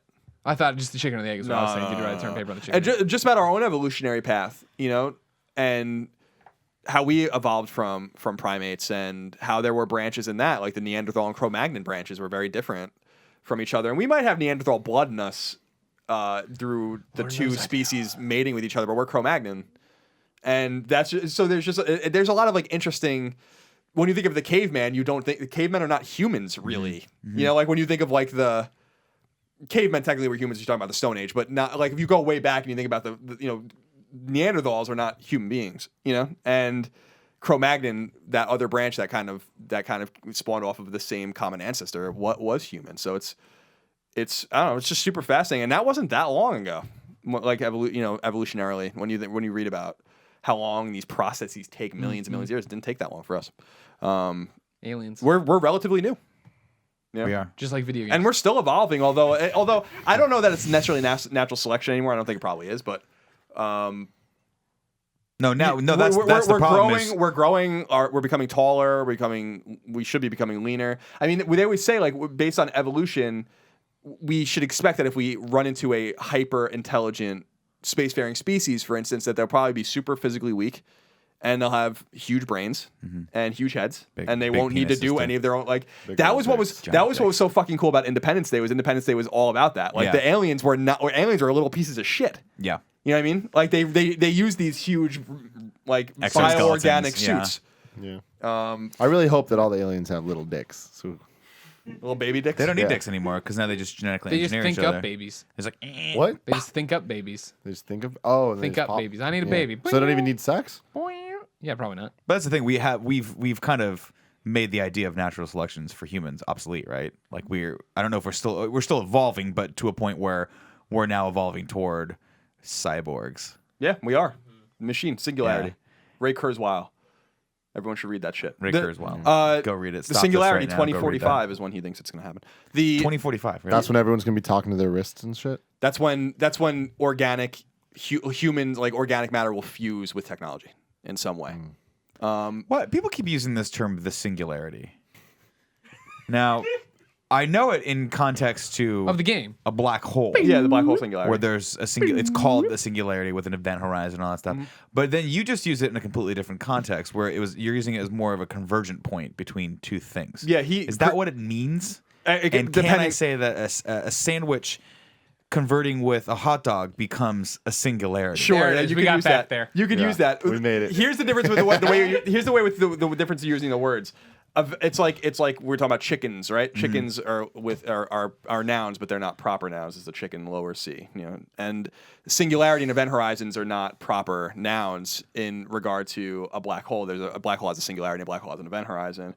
Kurzweil is using singularity in a proper noun sense that, like, he identifies. So it's an event. The singularity is something that's going to happen. It's not something that exists in the natural world. Mm-hmm. If that makes any sense. I think that's an okay way. Would you say that's a good way of explaining that, Kevin? Okay. Because Kevin knows these things. So, so I think this is a fascinating question. I always liked the chicken and the egg thing when it became very sexual, which came first, the chicken and the egg. And you see the very classic cartoon smoking the cigarettes and all those kinds of things, And I can't answer that question. I think I've seen that in the magazine Playboy. Remember when they used to do fun little They still cartoons? do cartoons. They still do Do cartoons. they? I haven't read a Playboy in years. I haven't either, but I know they're still there. I've never looked at the I went through cartoons. almost the entire catalog of Playboy magazines from I want to say 73 or 74 to probably 88 or 89. Yeah. Just what, like one per Whose 5 dad hours? had 'em? It was I just knew these guys that had like a whole that I worked with at some point had just a whole collection of fucking Playboy magazines, and I used to just I wasn't even looking at it for sexual reasons because there's nothing hot about looking at a woman's overgrown bush in 1978. But Yeah, Hey, let's back this up a bit, Pump Colin. the brakes, Moriarty. I don't know okay, about this. to each his own. Yeah. To each his own. But what I enjoyed about Playboy, and I know it's so I'm a big Bush overwrought guy. and so trite, is that I loved reading. There's like some really awesome interviews, some really good stories, some fiction, a lot of great stories. I think even Bradbury and other people like wrote for Playboy back in the day. Like there's just like good stuff in there. If it wasn't so weird to have Playboy in your house or on your table, I'd totally get Playboy. Like I almost just want them to get rid of like the totally naked women because you can find that anywhere on the internet, and just give me a fucking periodical that I can read. The only, And good, call it the only good Playboy. thing about Playboy was that Playboy was where everyone would go and pose nude, right? Because it was seen as the artistic thing. So when there was always like a major actress, you're like, oh man, wouldn't it be great to see her nude? Can't She'd wait to always see eventually China do. naked. Hey, It was that always the that was wrestlers. fascinating. Those were the events. Yeah. Well, then she just went out and did a sex Sable. tape, and you're like, Oh, yeah. China. Oh, China. Yeah. Someone Never with saw Sable and Sable. Tori. I remember that. Oh, I Tori, downloaded, yeah. I downloaded those images off Kazaa like 10 times. I kept deleting them because I didn't want people to see them. No one will ever know. Yeah. Yeah, I'll Google that later. Kevin, Google that right now. Little perverts. Was it Sable and Tori It was Sable and Tori. in the same thing? No. Really? Yeah. Tori came around so much later when It was WCW bio Sable happened. and Tori, I'm Greg. Googling. Trust Kevin's Googling it for me. There's Are we one- supposed Hey, to be able to do Google. this? She's like this. Okay, Google porn. And it's good. Google, search porn for me. Define it as a singularity. Greg, I can't. You're so single-minded when it comes to the grooming habits of young ladies. You just need to broaden your horizons. I'm a little bit. I'm just upset with by Colin this. is all I'm saying. No, I'm just saying, No. like you're camping out in the wild. You can put your Camping head out in the wild. You can put your head on a smooth stone, or you can put it on a nice fluffy bush. You can do whatever you want. So there's two different types of comfort level for people. I mean, I'm You're a not. weirdo. I'm not disparaging the bush. You could put your head in a stream. Do whatever What you does want. that even mean? I don't know. Wash your hair out. Well, I'm You not guys need to disparaging. learn. I'm not disparaging the bush per Damn, se. Sable and Tori. Sure. right? I'm not disparaging the bush per se. It was just covers. It was just I covers. just feel like there's a point in time where you get a little bush. You have a little. Do what you want. Yeah. You know, sculpt as you will. Sure. Yes. Sure. I feel like there was a time when there was nothing but craziness There going was- on down there. yeah. And I always pictured in my mind's eye Mm-hmm. a sexual situation in, say, 1979, where a man and a woman are having sex, and all you 79. hear is just rustling. Yeah. Yeah, like clothes. You Getting know? together. Instead of hearing, you're Yeah. hearing like a lot of hair noises. It sounds like two trees fighting. That's exactly right. Two Yeah. Merkins coming together. Yeah. And I just don't feel like that's a sexual, you got some of the noises that suggest, for instance, a level of moistness. Yeah. You have some noises that suggest skin touching skin, Contact, yeah. exact contact. That's a great eloquent way of putting it. Singularity. A singularity. But then you feel, then there's like, like penis when you, vagina like what you, like the singularity. noise you hear when you rub your own beard. Yeah. Yeah. nice? Yeah. You like that or don't like No, that? that okay. rustling's just not going to do it for me. So at some point, because it's how it's happening, I'm not trying to single out women because men had something kind of crazy going on. Oh, men, it was Well, even here's- worse. Here's why it was bad for men. Was because were you gonna go here? No, keep going. Was because if I were covered in hair from head to toe, I'd look even shorter, and that would be bad. I don't want to look shorter. I want to look more stout, more pint glass. You were covered in hair. Like think about if head just to if toe. I was just covered in a mound Look of even hair shorter. and all you could see was my head. Would I look tall? I mean, you look like a psycho. I don't understand what you're talking Exactly. Penises used to look like psychos in 1979. I will say this. Now I see what I you're will, driving I will at. say, I will say this. When I was in high school and for the first time I decided I'm going to trim down there and like kind of clean myself up. That was a I fun- was, Oh, that was I was huge. like, holy shit. Yeah. Like Look at how much like more look how of the much roots are there. bigger it is. Okay, now but here's the thing. We're gonna get there's a show Never Love going and back to Sex that. stuff on youtube.com/kind of funny. And this is a Mondays, question 9 a.m. that Pacific we're time. gonna get to grooming in the next round of things. I read someone sending a question about it. But I will say, and this is a key piece of advice I need to give to all the young men out there. You need to trim. You need to keep things looking nice because you do get a couple extra inches, and everyone needs a couple extra. You do. inches. It's all Jesus Christ, visual. Tim. See, I knew it was It's all neat, too, visual. but I got like half an inch, bro. No, but you do not shave it. You do not go Bald. Bald. Oh, really? Oh no. No, you Oh, don't. why not? Because there's the week of discomfort. Now you might not feel it. Oh no, But when you're with the this pretty stems? little lady, and all of a sudden you're Oh, I prickling see. her Oh, in I places see. she doesn't want to be prickled. I see what you're saying because I personally do take a blade and just fucking get rid of all of it. No, but no, I'm no. gonna tell you the solution to the problem because Like a wet when you were seal. saying discomfort, exactly, it's like a slip You're and like a slide down dolphin. there. You know, it's like there's no point of contact down there because you just slide right off. There's no Christ. noise. That's actually dangerous. They should register you as a lethal weapon. That is the event horizon. yes. Now. I should name my crotch the event horizon. That's a fucking brilliant idea. I'm calling my dick the event horizon from now on because you can't escape it. No, it's inescapable. Not even like an escape. There's time dilation in there too. Not even There's all like an sorts of things escape. Yeah, happening. time goes way slower down there. Yeah. For better or for worse. But what I realized was I was having discomfort down there when I was shaving too, and I realized you just have to shave with the grain. Oh yeah. And that was something that I had to learn. But I do that specifically because it gives me more. Because there is a time in between when it grows in almost immediately, and then you just kind of have it for a little while, but it doesn't get out of control yet.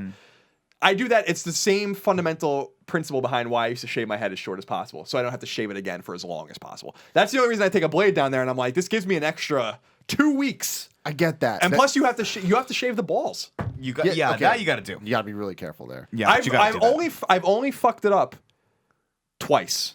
I mean, You remember those though? Yeah. And they were, but I say that because one was with this thing that was built to like give you a little bit of leverage on your blade, so you don't take all of the hair off, and it cut the shit out of me. Yeah, I thought my it fucking catches- ball was gonna fall out of my fucking testicle. You can't do it with a trimmer. You have to do it with a razor blade. No, it's exactly right. And then I Yeah. did it with an electric trimmer just to get it down, and I cut the shit out of myself there God, too. no, you're Yeah. gonna, no, Uh, no, but because I've the never. teeth go back and forth. I don't want want to. I don't want to jinx it, but with a like a Mach 3 or something, I've never once cut myself. I've cut a little, not cut myself, but you get a much closer shave, and so there's other issues that you can get down there, like ingrowns, things like Yeah, that. So you gotta that's be really all careful with bad, that. man. But my thing is, I can't take all off the top because it would be like, what's a good analogy for this? It would be like when you accidentally cut the lawn too deep in a spot because it's all covered with hair. So it would literally be hair, and then what Yeah. the shit happened down there, and then hair. You know what I mean? yeah, no, You can't do that. true. It has to be a natural Flow. flow of chest hair goes a little bit lighter down to there, and then hello, what's up? Yeah. Welcome to Coit Tower. You know what I mean?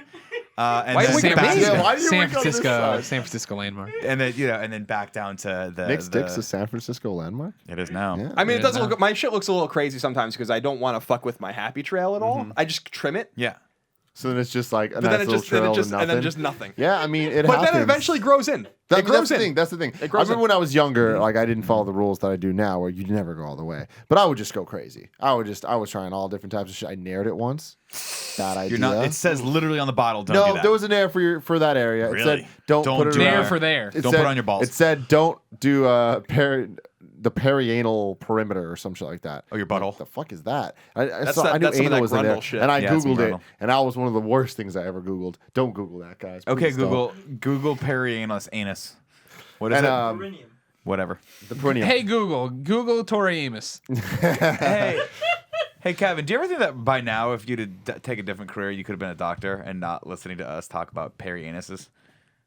I've made mistakes. Yeah, not mistakes, just choices. Life choices. When are you gonna get an iPhone? Yeah, get an Interesting iPhone. choices. Never. Don't get an Just iPhone. off the If we bought you an iPhone, would that be acceptable to you? I would only use it for the thread.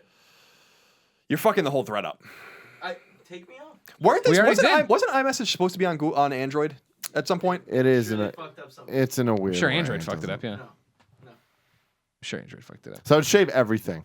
I'd shave way too much. Yeah. And then I had the problem you had, where it's like, well, then it just looks fucking weird. Yeah. So then I'd You're start a going. hairy beast. I'd start going down the legs, Oh, okay. and I'm just like. So then it was the weird thing. It was like That's the a biggest dangerous mistake. game, dude. Biggest Dangerous mistake I game. ever made was start at the wiener, and I went down to the knees essentially, and I'm a white male. Real fucked up farmer's Like- tan. No, but the thing though, it's like your knees are kind of like a good starting point, so it's like that didn't look weird. But then when it started growing back in and it itched like a motherfucker, yeah. and then the ingrown hairs, and then all this stuff, you're a changed man. I've never been the same since.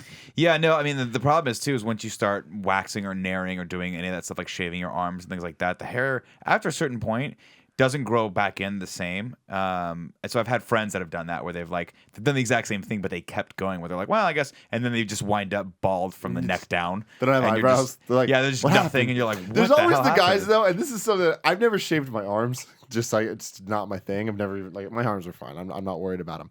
But then there's guys that have completely just shaved arms. You can see it start growing back. And you're like, no, I didn't shave my arms, bro. I'm like, I didn't say that. Why Why are you so sensitive? why are you jumping to that conclusion, Alfredo Diaz? The only time I ever shaved my, I Alfredo shaved was my hairless. He's just I shaved my hairless. arms. He's They got shaved my all arms the when I good- got tattoos. That was the only time, and it grew okay. But I think it was only because it was. You just did it one time.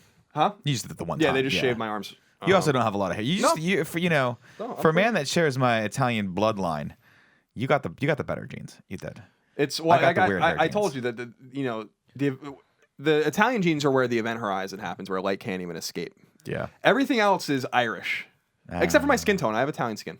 You do. Olive, you have the olive skin. skins. I definitely have olive skin. Yeah, I'm not too hairy. I'm not too hairy. Down in that perimeter around the event horizon where time is slower, there's an abundance of hair. Yeah. Brundle hair, leg hair.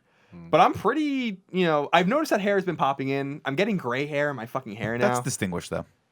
Everything's gray all hair when you still fucked have your up, man. hairline is great. Don't worry about that. I was telling Cheryl the other day, I'm getting gray hair. I'm getting gray here, and here, and it's noticeable. You can see it when you really look at it. And she's like, no, you're not. And then she's like, oh yeah, you do. And then I walked away. And I'm That's like, great. fine, I'm though. like, it's your fault. No, you're in your 30s. Greg's got a little distinguished lot of pepper. Damon, last time I saw him, has that real Clooney look going Yeah, right now, which I think Damon's is really, great, really looks cool. really good. Danny O'Dwyer has the Clooney look, which I think is cool. And again, it boils down to this: you can do anything you want. You can have any type of hair, color you want, as long as you have a cool hairline. It's when you start losing it, and then you get gray hair, then you just look like. You look like you should be in an old folks' home somewhere. It's unfortunate. That's where I'll be in about 2 years, probably. No, we're it's all gonna right. put you in. The Sean Finnegan's getting all salt. and again, pepper. he's got a Sean great Salt and hairline. Pepper Finnegan. Amazing That's what hairline. they're calling him He's got a thicket. of Shark, hair. salt, and pepper Finnegan. Yeah. Shark, salt, and pepper. Finnegan. All right. All Chicken or the egg? My topic. Yeah. Mine is high school. But as we've talked a bit about high school. Just a little bit. Here's where have we? Oh yeah. All the time. Yeah, okay. Here's my thing. I didn't like high school all that much. You're an I like idiot. I didn't like school part of it, right? Like the teachers and all that shit, Well, like that kind of crap. I had naturally. fun with my friends or whatever, right? But I don't look back on it with I really like high school. And I'm always, when the high school wants money, I never give it to them. When Mizzou wants money, I'm like, here's some money. You know what I mean? Like I love Mizzou, didn't like my high school or whatever. Yeah. I didn't like any school that much. Here's my one day you will. I don't know. All right. Well, just give me your money and I'll give it to Mizzou. Okay. We can get you a Tim Gettys brick at Tiger Walk or something. You want? Anyways. Yes.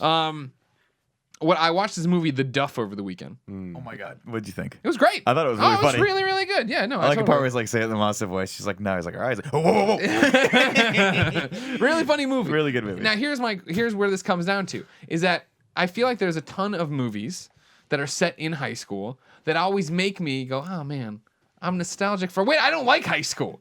I find American Pie. Yeah, American Pie, Duff recently, that Almanac movie. It's all these things of you're hanging out with your friends and you're I hang out with you idiots every day and it's great, but it's not like that. And and I don't know if it ever even when we sit there and I'll tell you my Smash Brothers when we had the Smash Brothers Championship and we all played at Michael Bryan's house and we lived there every weekend or whatever.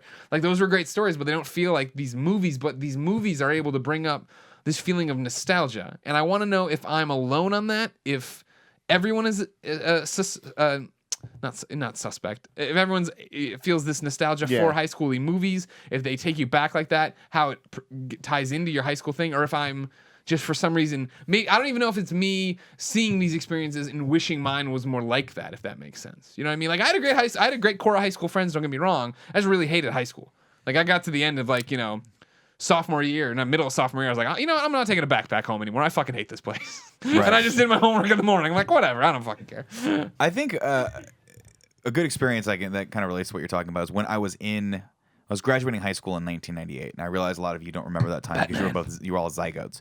But in 1998, a movie called Can't Hardly Wait came out. Oh, yes. And that movie was about graduating high school and going to the year-end party and tying up loose ends, as it were. Right? Everyone had their thing that they needed to accomplish before they moved on to their young adulthood.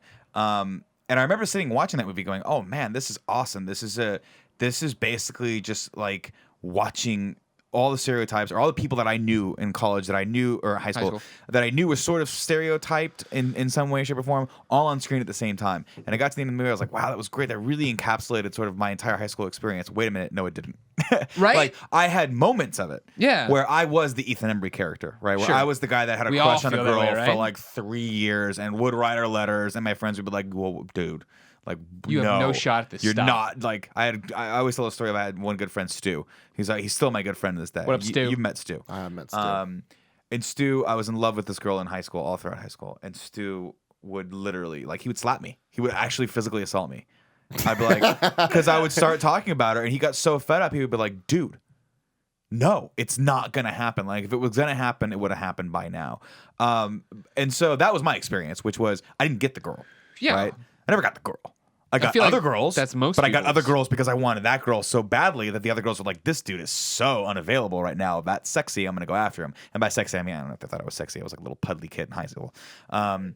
So yeah, I see that in that the overarching themes of coming of age, which is what all high school movies are about in some way, shape, or form, I think are universal. And that's what we relate to, is the nostalgia of remembering when we were discovering the world for the first time, when we were becoming men, when we were figuring out what we wanted to do with our lives.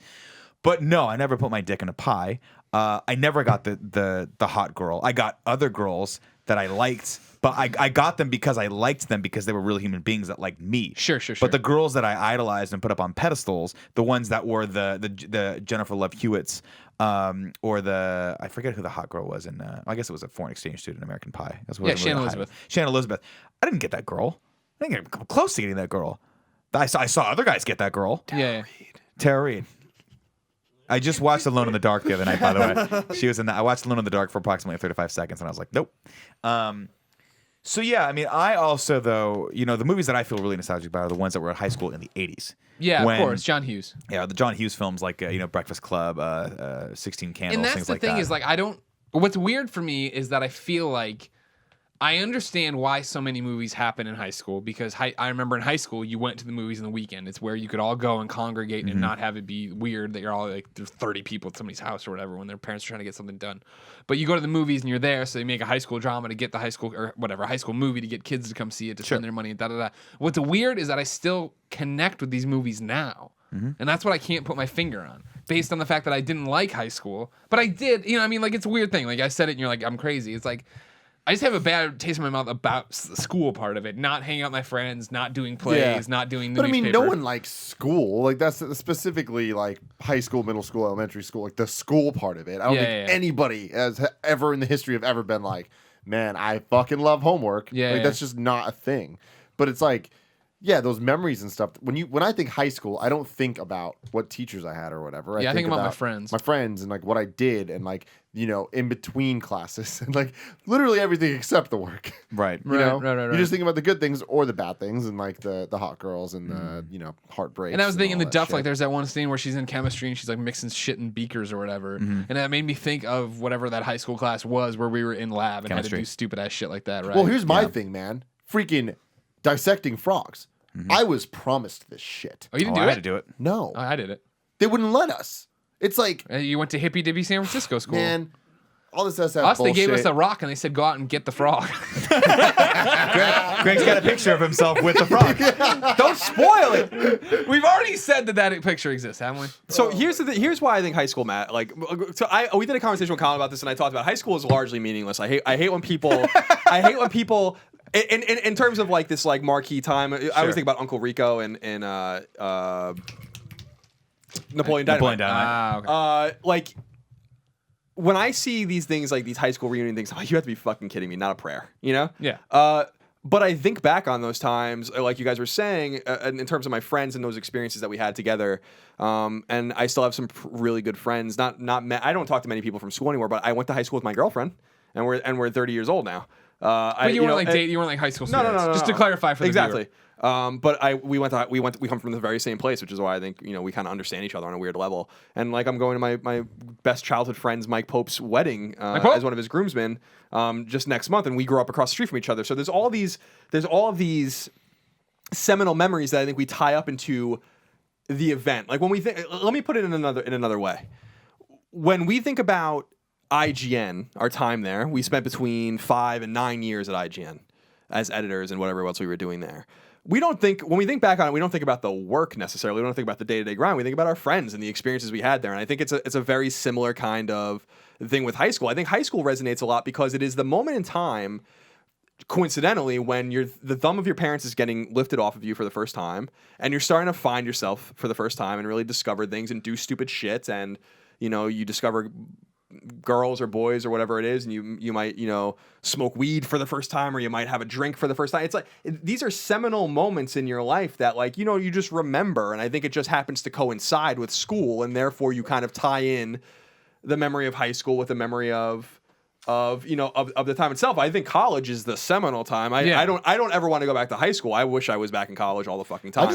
We've talked about this a million times. I just didn't have that experience. Like to me, it was high school for sure. College was just worthless to me. Like totally worthless. There's not a single real memory I have from it that I'm that's like, heartbreaking. See, that's heartbreaking for me because I just obviously idolized college so much and loved college so much. I'm the same way. I mean, I would. Y'all got your bullshit film degrees. That's your problem. Well, no. Yeah, but that to me was the best part of college, right? Was when I discovered that I wanted to pursue film in some way, shape, or form as a career, and I met a bunch of amazing people in that department. That I wouldn't necessarily trade. I liked that experience, but everything else, I mean, I wish I could have gotten that in 1 year and then gone out and worked, because everything else that I sort of experienced at Irvine just wasn't. I mean, it was blah. It was like, okay, went to college. That was great. Really wouldn't want to do that again. Didn't feel any need or tie to want to go to grad school. I was like, I'm pretty much done with this. I don't think it gave me a specific leg up in the world. Specifically being from wanting to go into film production. I think I probably would have done better if I'd have spent the last 3 years of my college driving back and forth to LA and just holding up a sign that said hire me. I mean, that's kind of where I'm at too, where it's like, to me, college wasn't about college at all. It was just about making YouTube videos and getting noticed by places like IGN. Sure, And sure. it's like, Which you could have done without college. Totally. I mean, that's the thing. Is like, I guess you probably could have done better without college, actually. We've talked about this a bazillion different times, but like, I feel like I had all those questions answered in high school. So I kind of was already on that path. Yeah. And if anything, college was just holding me back. Like all the GE classes and like having to do all this stuff that didn't matter. Pretty much college is very important in proving that you can get things done and you can be responsible. And it's proving to employers and all these people that you are not useless and that you can get shit done timely and all that stuff. Yeah, but that's what I had high school for. I did that. I got good grades. I didn't miss days when there were tests. I fucking turned in my homework. I did all that shit. So now it's like, all right, what do I want to do? Let's fucking do it. I want to make dumb YouTube videos. Yeah, I mean, Here I am, we've talked about this a lot. Fuck you, Miss Fukumoto. Fuck you, Miss Fukumoto. Damn, Miss Fukumoto. Don't know. Miss Fukumoto. I like Miss Fukumoto. I really do like Fukumoto. Fuck you, Gadano, though. Fuck you, Gadano. Girl or guy, we don't know. It's just Gadano. We just call it Could be an alien being. We He's don't a know. fucking form. It's a disembodied form. Yeah, for me though, high school. Going back to the original question, high school was very important for me because it was the first time you were around that age, like range of people, right?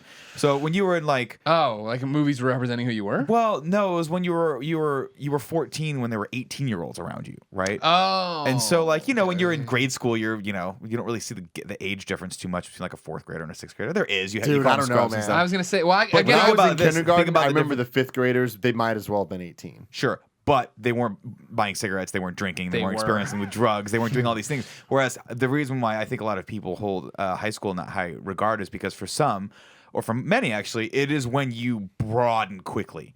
You go from being a 13-year-old kid to suddenly 14, 13-year-old man, where you're a freshman in high school and there are 18-year-olds who are voting, driving, smoking cigarettes, partying with their older brothers in college, experimenting with alcohol, hard drug, modding their cars out was a thing that when I was a kid, but I'm sure is a thing now, where people would be like, there was always the kid who you're like, what the fuck did he do to get that dope Honda Civic that's all lowered with rims? And then you realize later on in life that he just sold drugs. I like that made sense because you can make a lot of money selling weed apparently, but it's still illegal in most states. But yeah, that was when you were like, holy crap, there's so many things that I'm figuring out. Whereas I got to college, and I also had an older brother. So I got to college, and everyone was like, oh, let's go get drunk, and let's do all this stuff. And I'm like, meh. I've been doing that since I was 13. Like, because my brother's always been 5 years older than me, so when I was 13, he was 18. And so he was entering college when I was entering high school, so I would party with all of his friends. So by the time I got to college, I was like, man, I don't really The idea of getting really messed up and having a house party and going crazy, the allure had sort of worn off a little bit for me because I experienced a lot of that, a high impact of that right when I got into high school. Gotcha. Plus, I went to the same high school as my brother, so all the teachers that loved my brother were Another like, Scarpino "What's up, boy." Scarpino?" Like I went to theater, and my theater teacher, Miss Groteness, was awesome, and she just was like, God, I got another Scarpino. This is going to be, again, it's like a Kevin level situation. Pros and cons. Pros and cons. 70-30. Yeah, 80, 74. I think I look back at high school and I'm like, I remember those days, but it's just more of a pure, because I'm very nostalgic. It's just more of a pure nostalgic thing. When I think about college, I'm like, these are formidable fucking years for me. You know, You define who you are. Yeah, like But you went to an amazing university, though. You went to Northeastern, right? yeah, but I it is an amazing school, but I don't necessarily know that that's necessarily relevant to the experience, right? Like I got a great education, and I remember those classes, and I had great professors, very famous historians were my some of my professors, but it was the experience. That's where I met Ramon. That's where I met Chris, my friend Chris Godfrey, and all these different people that I really fucking love. Doug, all these guys, Aaron, like these people that I really really love in my life and take with me. But also we all grew up together, and I think that was the different thing. Like when you're in high school, you still go home at the end of the day, and you go and you eat fucking dinner with your parents, or you do whatever, you sleep in your own bed. When you get to college, it's fucking game on. Mm-hmm. Like it is all on you. No one's going to tell you what to do. I always loved, it was a thing with, especially in history, because we read a lot, and then there were very few things to do. Like it was like, I told you guys I had one class where we had like just a midterm and a final. And that was it, Yeah. And it's like, here's your reading list. Come to class if you want. You're going to have 6 questions total to answer from these 8 books. I fucking Fuck thrived you. off that shit. Yeah, I I remember in that class, that specific class, which was one of my colonial history classes, I was fucking petrified because it's literally like there's literally 6 things you have to answer the entire class, and you have no idea. It's not like read chapter 1 and 2, and then we're gonna take a quiz. It's like here's 8 books. Question could come from any. 2 of these books will probably not even be touched. Yeah. I'm not gonna tell you which ones to read and which ones not. And then I remember taking the final in that class and being like. I remember we had like 5 choices and we had to answer 3 of them. And I remember going to the first 2 and I'm like, fuck. I remember the first question I was like, I don't even know what the fuck you're talking about. It was something about, like the Mayflower Compact or something. And then I was like, the second one was, I don't know, something a little newer and so a little more, about Massachusetts Bay Colony. And I was like, oh my fucking God. You know what I mean? Like, Yeah. I don't know what the fuck you're talking about. And then by the grace of God, the last 3 questions I could answer. And then we had blue books, and each question was a blue book. Yeah. So it wasn't a blue book where you filled it out, and it was like 1 question, 1 blue book, fill the whole fucking thing out. The next question, the next blue book, fill the whole thing out. And so I remember those experiences much more fondly than my AP American class or whatever, when I don't even fucking really remember what was happening in that class. I was just there because I wanted to get college credit. So and then you get out of class and you just do whatever you want. Am I going to eat dinner? Am I going to go, drinking at the bar? Am I going to go, meet up with this girl? Am I going to sleep? Am I going to go to work? And it's like, you can do whatever the fuck you want. And what was so funny about it was watching people just fall off along the way. Yeah. Like that you never heard from again. You know what I mean? Like people I knew when I was freshman that I was really close with, never heard from again after freshman year. Sophomore, same thing. And then That's very true about college. yeah, it's really fascinating. These people just, especially in that Facebook came out when I was in college, but in that pre-Facebook era, 2002, 2003, disappear like that. You never see them again. Yep. You know what I mean? And Are so you still friends with those people? not some of them Facebook? have found me. Well, yeah. Well, that's funny thing is I've been going through Facebook to like my older friends, like people that I really don't talk to anymore. And I go, and I just like, when did we become friends or whatever? And it's like, man, we became friends 10 years ago. Yeah. You know what I mean? And it's like, and oh, like, geez. So weird, man. It is, but with college, I look at college as like very formidable. It's not because I necessarily went to Northeastern or anything like that. I think it's really because it's just so important. It's such an important. It was an important time in my life. It was a defining portion of my life that really made me who I was and taught me a great many lessons. Whether I had to learn them easily or most difficult. My worst heartbreak, the worst time of my life was in college. When my girlfriend senior year broke up with me, that we were together like throughout college. That was fucking awful. Yeah. You know, that was like the lowest point of my entire life. I was despondent. You know what I mean? Like for like a long time. You know, and I look back at that time and I'm like, learn from it. You know, just like you learn from the classroom, learn from these different experiences so you don't go down those roads again. I don't necessarily look at my high school experiences and been like, learn from them. Like, you were a fucking idiot in high school. You know you were an idiot in high school, and that's what you can learn from it. But do you feel love for these movies then? Since you're in the same boat as me, where college mattered, high school movies speak to you still? Yeah, they do in the sense that I just wish that my high school experience was like that, but it wasn't. I didn't have a bad high school experience. I didn't have a good high school experience. It was just my high school experience. I kind of feel like that was just the way it was for most of us. That's how I feel about college, though. I mean, I look at high school, and the one thing I managed to accomplish was I got into college. Right? I was like, if anything else, if nothing else, I'm like, I did a few plays. I got over my fear of being on stage. I studied music. I did quite a few things, and I knew everyone. Like, that was the other thing about high school is I knew, you know me, I talked to everyone. I knew everyone. I would be nodding constantly to people. Everyone knew me. Nobody thought I was the king shit of anything, but everyone was like, that's Nick, whatever. And that was a good feeling. I get to college, and I think it was largely because I was very lazy in college. Because really every situation is what you make of it, right? I got to college, and I look at that 4 years that I spent there, and I'm like, all I accomplished was student debt. Like, all I really got myself into was I learned the formatting and sort of the art behind screenwriting, which I will always take with me, and I study those textbooks to this day. Like, there are still books that I have where I'll go back and continue to reference them. It's one of the only things I do. That, and along with we took a 101 class where they gave you a couple books on directing. And this is obviously because this is more of a film theory program, not a film stuff. I'm sure people that go to USC are like, fucking loved it. Like, this is amazing because I got to study under Robert Zemeckis, or like maybe Steven Spielberg was guest lecturing one day, and you're like, Jesus, that's amazing. But for me, I just don't feel like I feel like I was too lazy. I had the wrong priorities, and I just didn't like accomplish anything in that 4 years other than gaining weight and accruing not a ton of debt, but enough debt to where I was like, I still have to work. I always have to work. And like, I feel like if I had to do it over, I could go back and tell myself something. But like, go to a college where you're either going to spend 2 years learning an intense amount of production and then go out and work in the field, or stop being such a freaking loaf and go intern. Get to what's wrong. Like, that's the thing that kills me about when I look at college, and this is where I get a lot of anxieties. I was like, I've always been risk averse. Where, with the exception of this is the biggest risk I've ever taken, and it paid off. Which now you go back and look at all those other instances where you could get ahead of ourselves. Well, no, I mean we've had a good 7-month run. I can consider this a success good. to this point. You know, odds are we'll finish out the year solvent. I think. This is like not even real wood. But you know, I want to go back and tell myself, you know, why you're not taking risks because you're scared of failure, and that's really what it comes down to. More so, you're scared of not even failure. You're scared of just the general meh, right? Where you do something, you put your effort into it, and it doesn't fail, but it doesn't do anything really. It just kind of like, it's like the equivalent to when we were at IGN. We'd try really, really hard for a video that we'd want to get like 100,000 views, and it would do like 50, and we're like, that's good, but it's not a million. It's not mind-boggling, right? And so I had that fear paralysis when I was in college, where I was like, I just don't want to try, because if I try, that means I might fail or I might not succeed in some iteration. Whereas I wish I could go back to myself and be like, just move to LA, just get to LA and start networking there and start meeting people and start offering your services to people. And so you guys, ended up going to college and actually going into the relevant fields right off the bat, which was awesome. Well, I didn't. My field wasn't relevant even when I was studying it. But you've made a career here on the internet talking about history. I have, but I followed what I loved, and that was what I love, and that's what I did. It makes me sad sometimes when I hear people be like, college was a waste of time, because in a way, like I look at it as like, did I have to go to Northeastern?